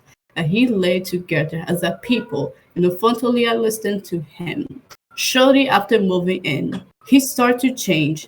I could say that he became someone else, but no, I'm not justifying this man ever again. Deep down, he was always a manipulator who tried to control everything, and I'm thinking if things didn't go his way, he controlled fits like an immature child. He traded me my immutable ties and keeps saying that from them I could be nothing. Well, jokes on him, because I free myself of his shackles one day and never turned back. Fate and destiny made me in Australia, my new home, where I feel much more comfortable and safe. My song, Your Dreams, is about this, about my history. I'm telling this horrible human brain that I once live with what that he could see me ever again, only in his dreams. His dreams. Thank you so much, Karin. Thank you. We've all said hello, Karin, so I hope everyone in the audience is going to now politely say bye, Karin. Everyone, bye, Karin. Bye. Amazing. Bye. Thank you so much. Bye, Karen. Bye, Thank you. Karen. Right, where are we going next, and who is taking us there? Okay, so we are going to Montenegro and represented by Anna Abazovic and her Watts ballad Tivat. So Hannah, why did you decide to represent Montenegro in Eurovisn't? Well, I think my country has had a lot of very strong entries and results at Eurovisn't, and a lot of genres have been represented on the stage. However, I don't think they ever sent any ethnic Montenegrin music except for a few songs that had some folk elements in it. So I thought it would be a cool idea to represent this kind of music that is very specific to Montenegro and the Balkan as a whole. We, of course, have many kind of folk music, but I personally write mainly ballads. I love to convey emotions through my songs, which is why ballads are the most fun to write for me. For Tivat in specifically, I wanted to give it a bit of a sea shanty feel to it as well, so I used instruments that more represent that kind of folk music as well. Oh wow! And what is the meaning behind your song Tivat, and why do you want to share this song in particular? Tivat was a song I was debating on writing for a long time, but I never got to it. It's a song about longing for someone to return, but also being in uncertainty. It's about my dad and the relationship that I sadly don't have with him. He was a fisherman from Bosnia who regularly did business in Tivat, and this is how he met my mother. He would return every few months, and my mom and dad would meet and see each other. However, one time my mom accidentally got pregnant. She never got to tell my dad though, because after their last meeting, she would never see him return again. No one knows what happened to him. My mom got together with someone else, and I only found out later that he was not my biological dad. So my heart is filled with so much uncertainty, doubt, and fear. But Tivat is about that bit of hope that one day he will sail back to Tivat and I'll be able to ask him all these questions. Hvala! Wow, that's a great message. Thank you for this interview. And who are we with next? So up next, we are going to, I believe, Spain. And Spain this year are represented by La Perdilla. You will know La Perdilla from Coruña Fest, where she was one of the fan favorites. Now she's been selected internally. So we know you've been trying to get into the contest for some time, but how did it happen? Well, when I started my career, I was immediately interested in the contest, and I wanted to send my music and my roots to it. So when Corona Fest was announced, I submitted immediately. I wasn't expecting much, but somehow I got second and won the televote. That made me very eager to try again, so I came back in year 14, but sadly got a lower result. After that, I decided to leave Corona Fest and try to work on my own career. In year 16, I co-wrote a song with my dear friends Fugitivas, and they nearly won, and that brought my interest into the contest back. And next year, in the internal selection, RNTV asked me if I wanted to submit a song, which I did, but it didn't get selected. That song was very similar to my early project, a stripped-back ballad with some flamenco influences. This year, I got called again and nearly said no, but in the end, I decided to take a risk and send something quite different from my previous work, and it worked out. Here I am. Uh, your song this year is called Jungla de Luce. Uh, can you tell us a little bit about what inspired it? What is it about? Yes. So, as I said before, with this song, I wanted to take a risk by stepping out of my comfort zone, and that reflects on the message of the song too, which talks about something that is really personal to me and I usually don't like talking about. It even feels like a self-inflicted taboo that it shouldn't be a taboo, but somehow I just can't talk about it. And I have always been very introverted and shy, and because of it, I really struggle to make friends and build long-lasting relationships with people. And when I do, they always end up dying eventually, and I become alone. I'm alone. Sometimes having friends even feels like a chore. Like, I don't know, it's something I have to do. I'm not alone. But then when I lose them, I feel lonely. And after being alone for so long, I just don't feel good as I used to by myself. In the song, I talk about a jungle of lights, and that is society for me. A light can bring you out of darkness, but it can also blind you. And that's how I feel with people. They make me step out of that darkness I know way too well, but don't feel comfortable anymore in it. But when your eyes are used to the dark, even a dim light can really blind you. And people honestly blind me.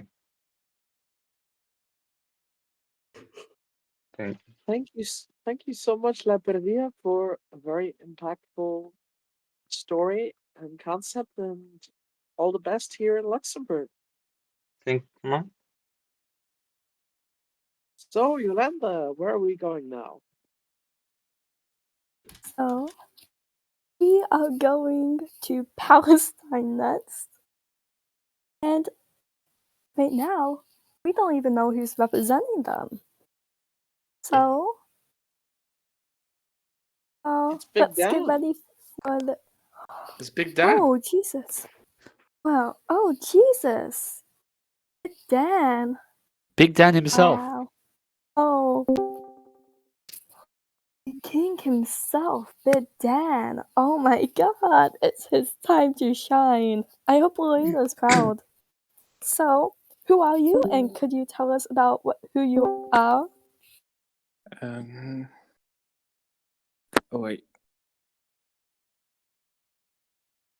I'm so sorry. 1 second. Okay, Big Dan. Big Dan is a senior citizen. Please allow them to take their time. Let's not forget that Big Dan has lived so many years that they need a Okay. moment. There we go, Big Dan. Big Dan is big in age. Big in So? age. He is Sorry 63 years to young. break the fourth wall, but Jenna, I do not see the sheet. I do not see the script. It says Palestine script. It's the last one on there, and it's a bunch of numbers. Okay. It's the row 7 on the scripts page. You need to put your glasses on, Big Dan.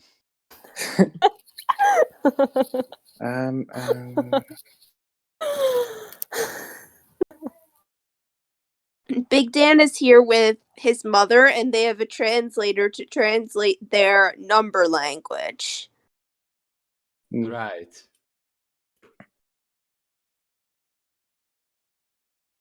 Okay. I'm sorry. I'm so unprepared for this.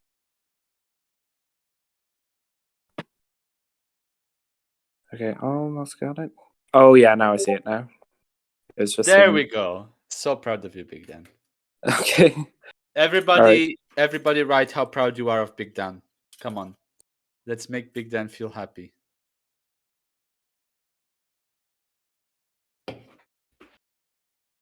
Three 31440. And that means thank you so much. Big Dan, I didn't know you do English. I do not. I am the translator, and Big Dan is only able to speak in numbers, but I'm Oh wow. yeah. Anyway, Wow. could you please repeat the question? Yes, sure. I know Bidan is an old soul. So, who are you, and could you tell us about who you are? 231 138 216 and we are a duo composed of a mother and a son. 212 136 9235324. We settled in a place called Palestine in our quest for a home. 2173429225547. Letters are so overrated, so we decided to speak in numbers for the fun. 2445. We also love music. 227229341911235. So we decided to go to Eurovisn't, and we hope that we will bring a memorable performance to the stage.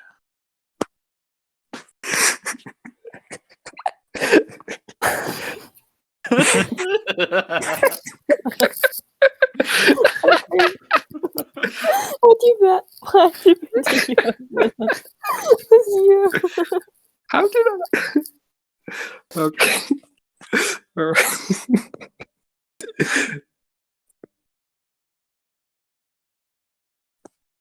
Don't worry, take your time, Bidan. We know. You're old. It's okay. We love our elderly citizens.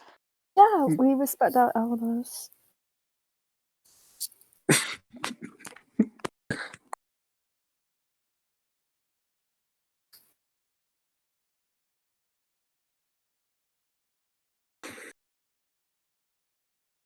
Okay. Okay. So is that all? Oh, I'm sure Bidan just needs time to do some reading comprehension, right? Okay, 1 2 2 3 8 5 3 3 4. Imagination is the greatest thing one can have. 3 5 7 3 6 So true, 3 Big Dan. So true. 3 3 7 9 8 4 4. It is amazing how anyone can imagine anything, whatever they want. 3 3 Wow. 5 5 4 4 1 1. And with great ideas come from imagination. I'm sorry. 2 2 4 4 5 3 1 1. So we will do this. We will sing this song about the imagination. 3 5 4 3 6 4 6 8 5 9 2 4 3 5 5. The things that people imagine could not exist somewhere in this great big world, right? 5 4 4 3 4 2 5. That's what our song is about. 3 7 6 2 4 2 6 2 2. The unknown awaits, so don't be scared of it. Wow. Wow. That is so deep. That's so fascinating, Bidan. It's almost like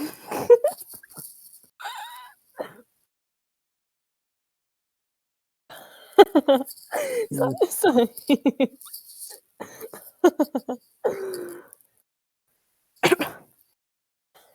Okay, so So, is that thank the end you, of Big Dan. Thank you, Bidan. Yeah, Khan. Who's Let's next?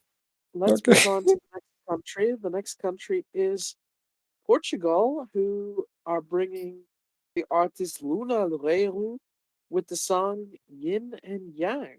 Do we have Luna here? Yes, I'm here. So, Luna, what inspired your song Yin and Yang in the first place? Well, Yin and Yang came to me around like a year ago, and it was kind of inspired by, you know, my ex-boyfriend, who was a bit of a douche, but not really the point. And his parents were extremely like disapproving of our relationship, and essentially, yeah. So, sorry, I'm really nervous. I didn't expect to make it so far to Eurovisn't and stuff, and it's just really overwhelming.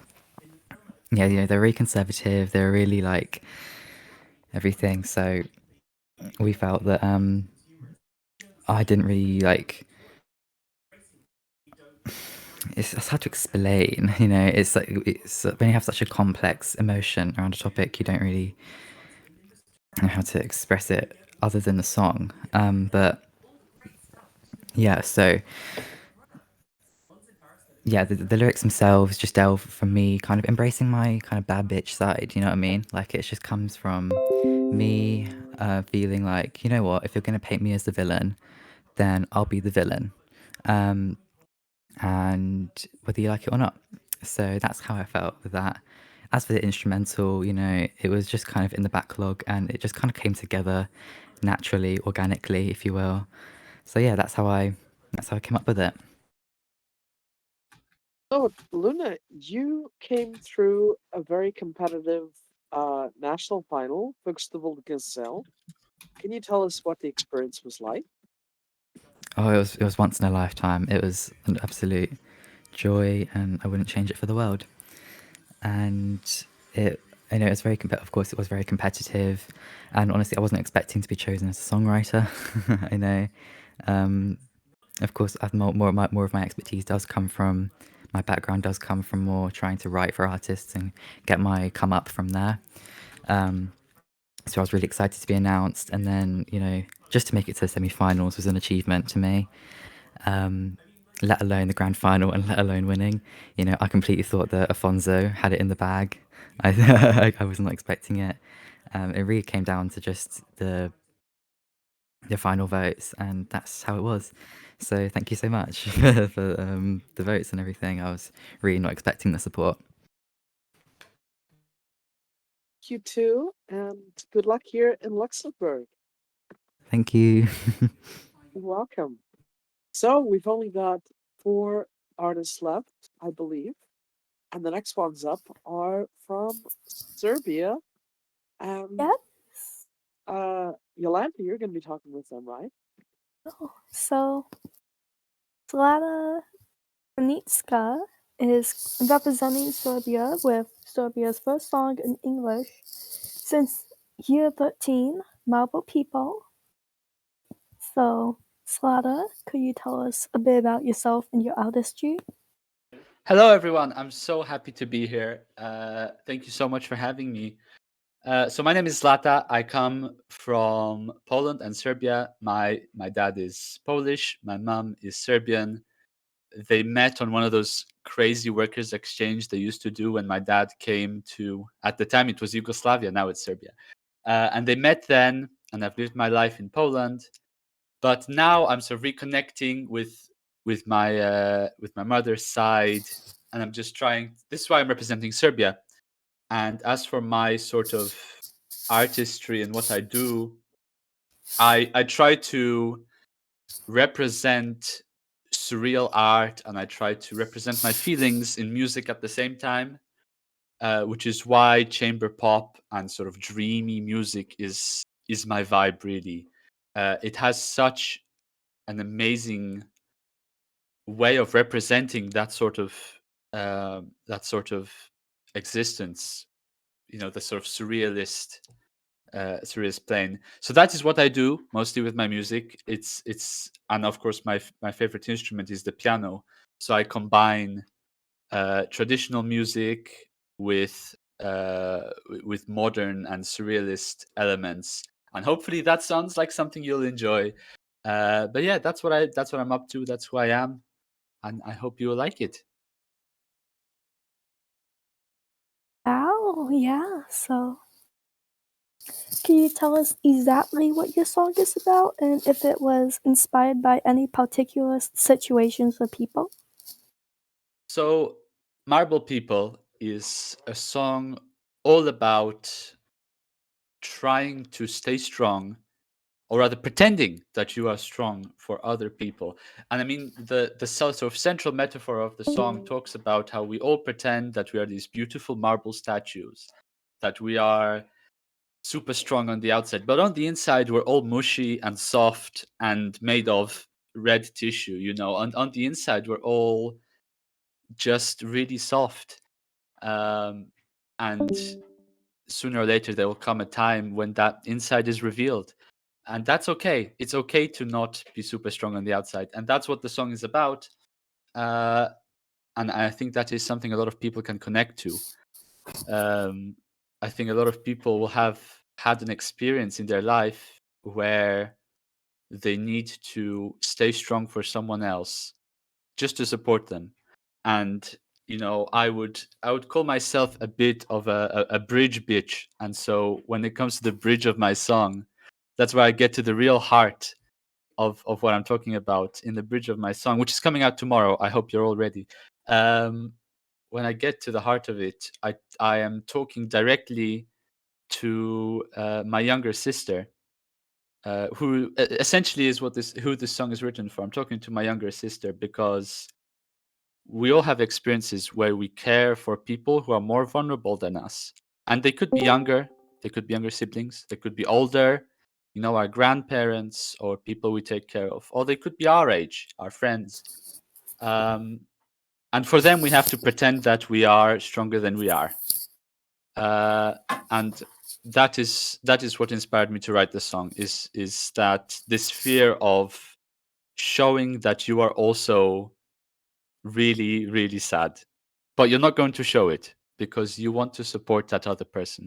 So that is what the song is about. And I think when it comes to that bridge, everyone will be able to relate to it in their own way. I think everyone will be able to find a person in their life who they take care of and who they are willing to pretend for. And, that's a very human thing to do. And that is what my song is about. So, yes, thank you so much.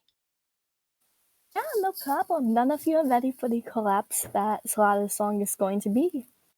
That was a great interview. Great message. Thank you. So, who's next? All right.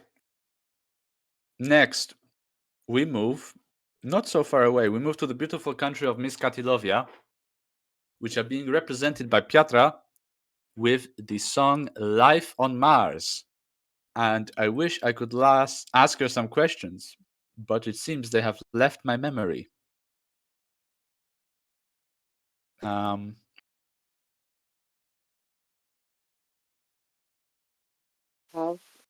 a look on Quince. On Quince. Yeah. I have just remembered what the question is. What a wonderful coincidence. So Miss Kotilovia has never brought this sort of song before.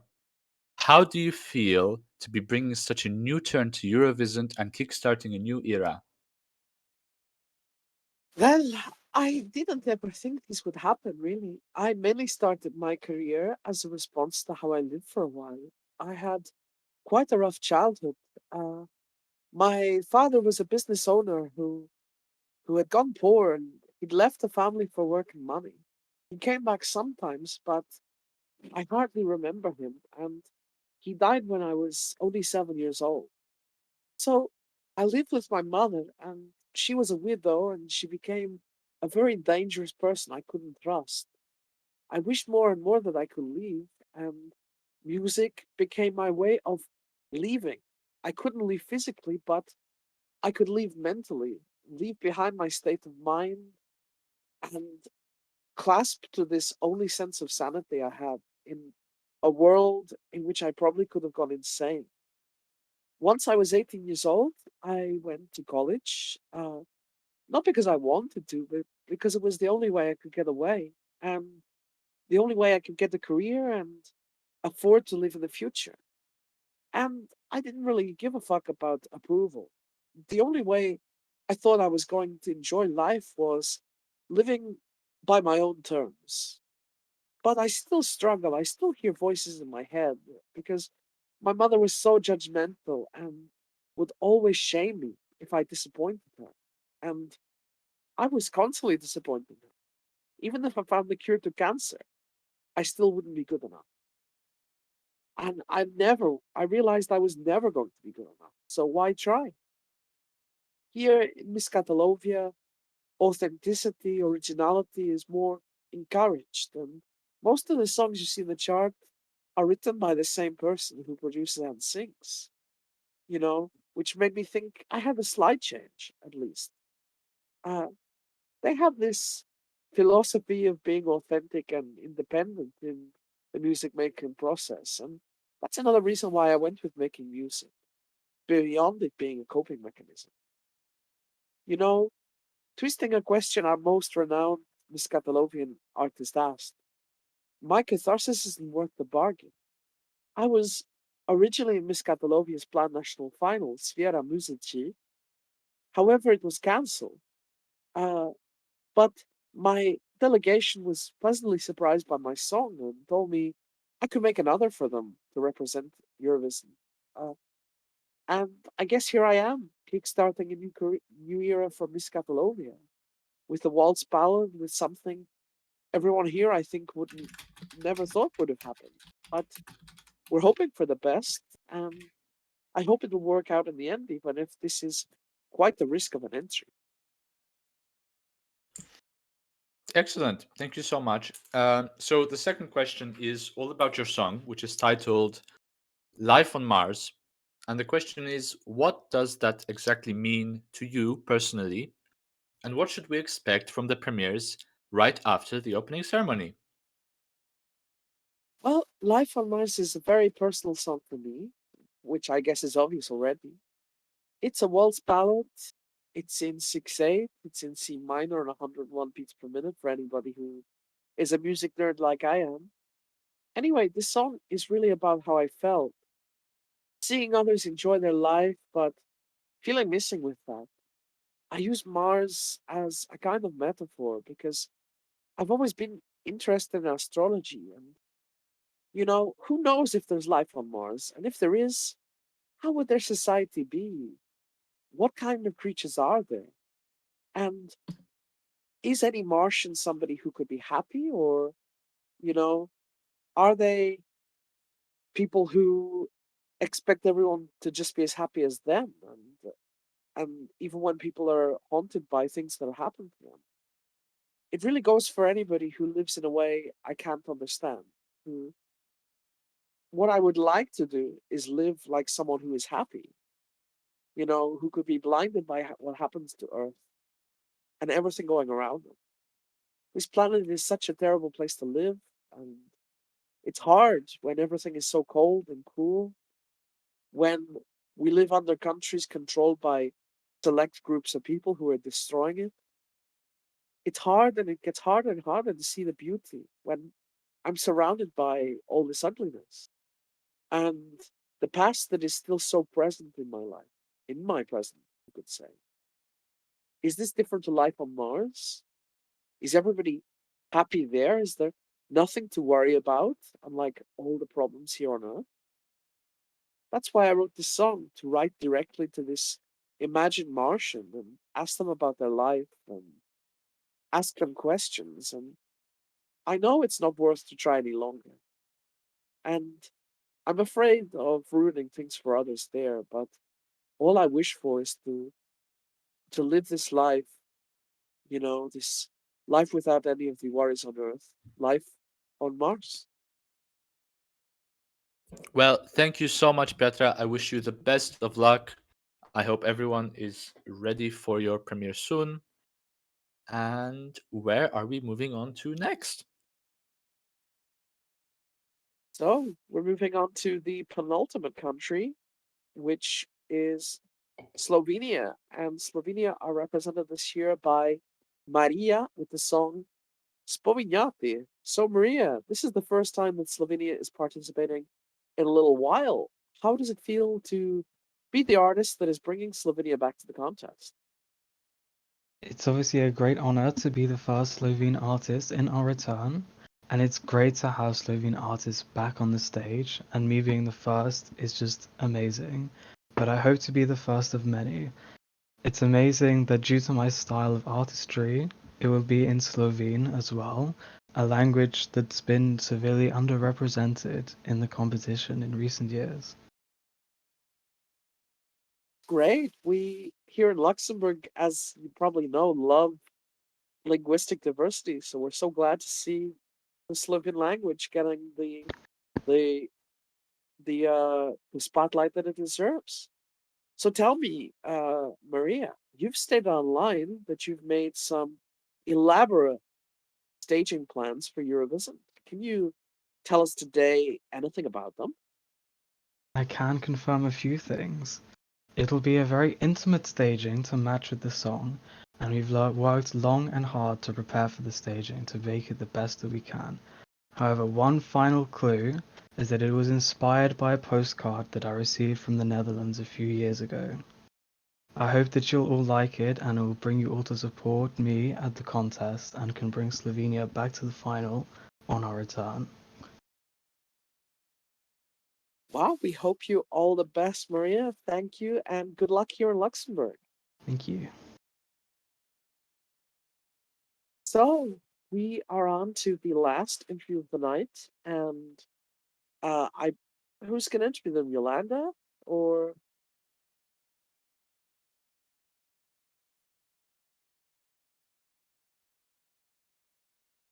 Is Yolanda with us? or Okay, okay? Yolanda has been taken to the negative dimension. I'm afraid. I'm sorry to reveal this to everyone. She'll return soon, I hope, but we don't know. The negative dimension works in mysterious ways. In her absence, it will be I who will interview the host nation, the host representative of the beautiful country of Luxembourg, in which we are today. They are represented by Lika with the song Ik Wens. Hello, Lika. How are you doing today? Oh, hello, Lavina.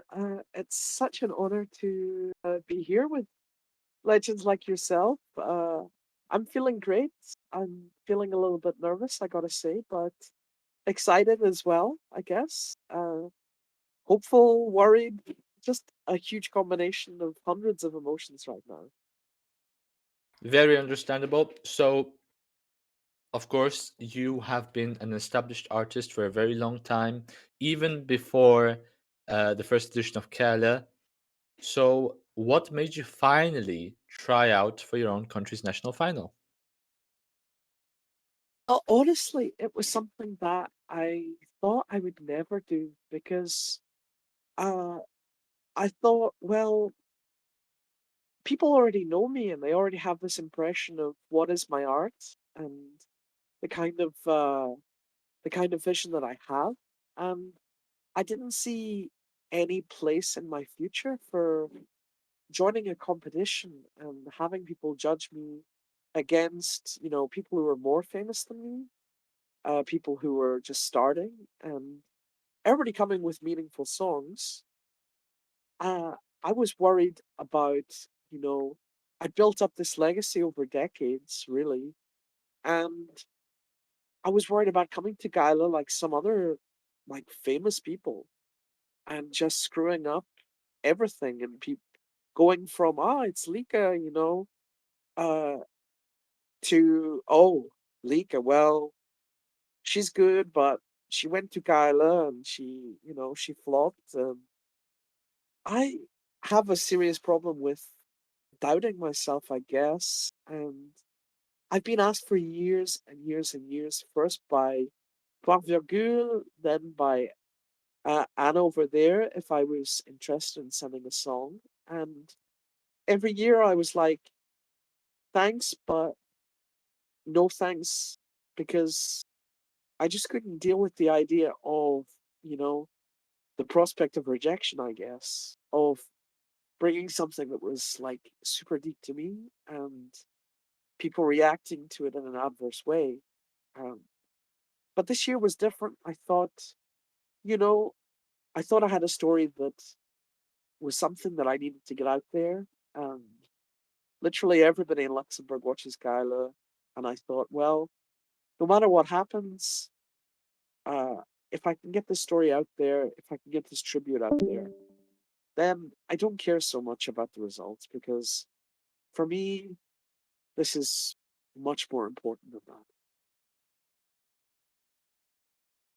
That is a really lovely reason to be here. We're so happy that you are, after all. It's not easy to win Kala, and you have, and now you're at Eurovisn't, which is an amazing achievement. So, could you tell us a bit more about the specific story that inspired your song? Absolutely. So, Igvens is inspired by uh, a friend of mine who, it almost feels like we grew up together. And I grew up as an only child, but uh, this guy, let's just call him Dave for, his letters of his first name. It was like I felt like I found family with him.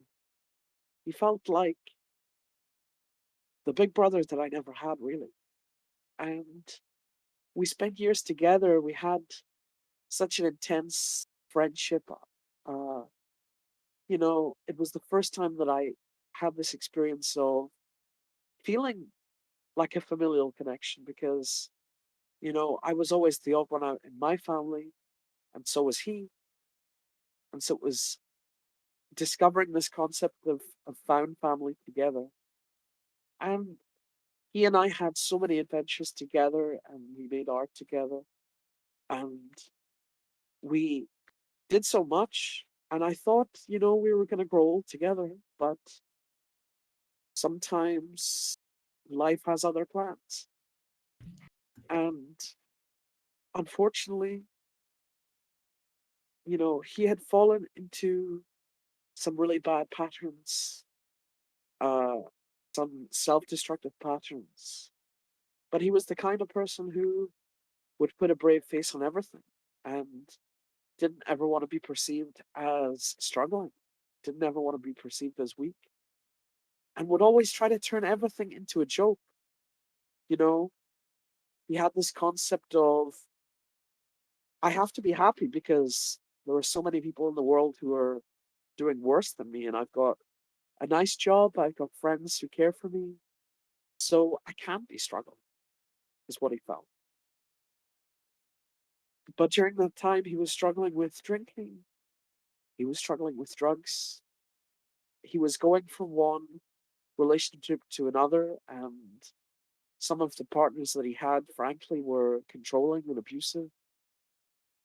And I was getting worried, but he was convincing me that everything was okay and that it was just me being overprotective, you know, the little sister who, feels like she has to defend her big brother.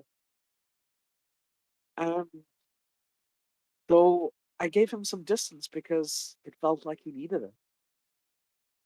And it was the worst mistake I could have ever made because with that distance uh, came one day out of the blue a message that just chilled my blood from a friend of a friend.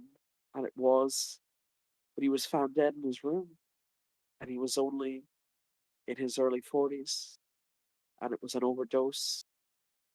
And my heart almost stopped in that very moment.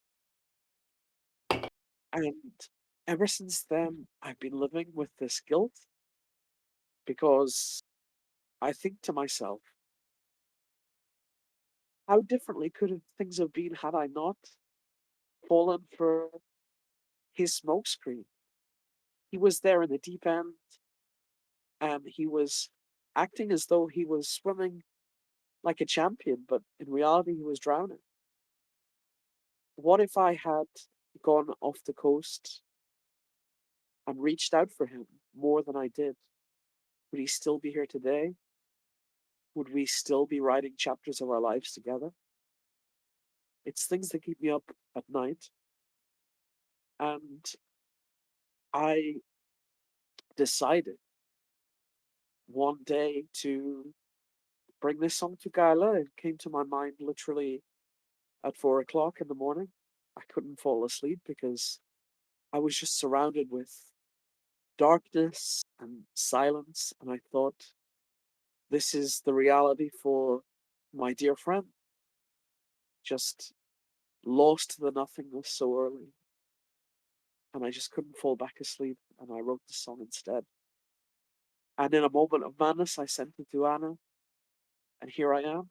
And I don't really think it has a message. It's just the case of a story that I had to get off my chest. But if I could have anybody take anything away from this song, it's that it's life is too short to hold grudges. Life is too short to, you know, to not be as close as possible to the people who mean something to you. And one moment of distance is something that can be overcome. If somebody is important enough to you, then you should reach out. And we need to take care of our chosen families more. And we need to be there for each other because in this world, often we're the only thing we have. Thank you so much. Thank you so much, Lika. What a beautiful message to bring. I hope you do well, and I wish you the best of luck. I wish the best of luck to Luxembourg, a beautiful host nation. That concludes the EV18 opening ceremony. We've had how many exactly? 28? 28 beautiful countries, 28 delegations and artists represented with their messages, their songs, and it has been an amazing night. So I hope everyone is doing well. I hope everyone Yeah. enjoyed. Is there anything else we would like to add before we Yeah. end the broadcast? Yes. Wow, Okay. that was such a beautiful and important message.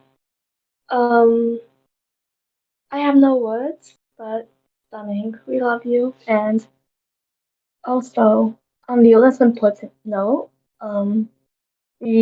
my Miss Calovia's video is uploading I right now. meant before we end So the enjoy. recorded Oh, broadcast. fuck. Sorry. Well, the first part doesn't need to be cut out. Oh, don't worry. I think it's just an intrusion of Jenny's alternate timelines. Of But course. yes, let's close the broadcast there. Thank you so much for joining us tonight. It's been a night of laughs, it's been a night of tears, it's been a night of strangeness, it's been a A night lot of of emotions. A lot of a emotions. lot of emotions. Yeah. So thank you as always for joining us here in Luxembourg City, and we truly hope that you'll have an amazing time this week. So good night, everyone. Good night. And stay tuned for the broadcasts on Flux of premieres from 3 countries. Here we go.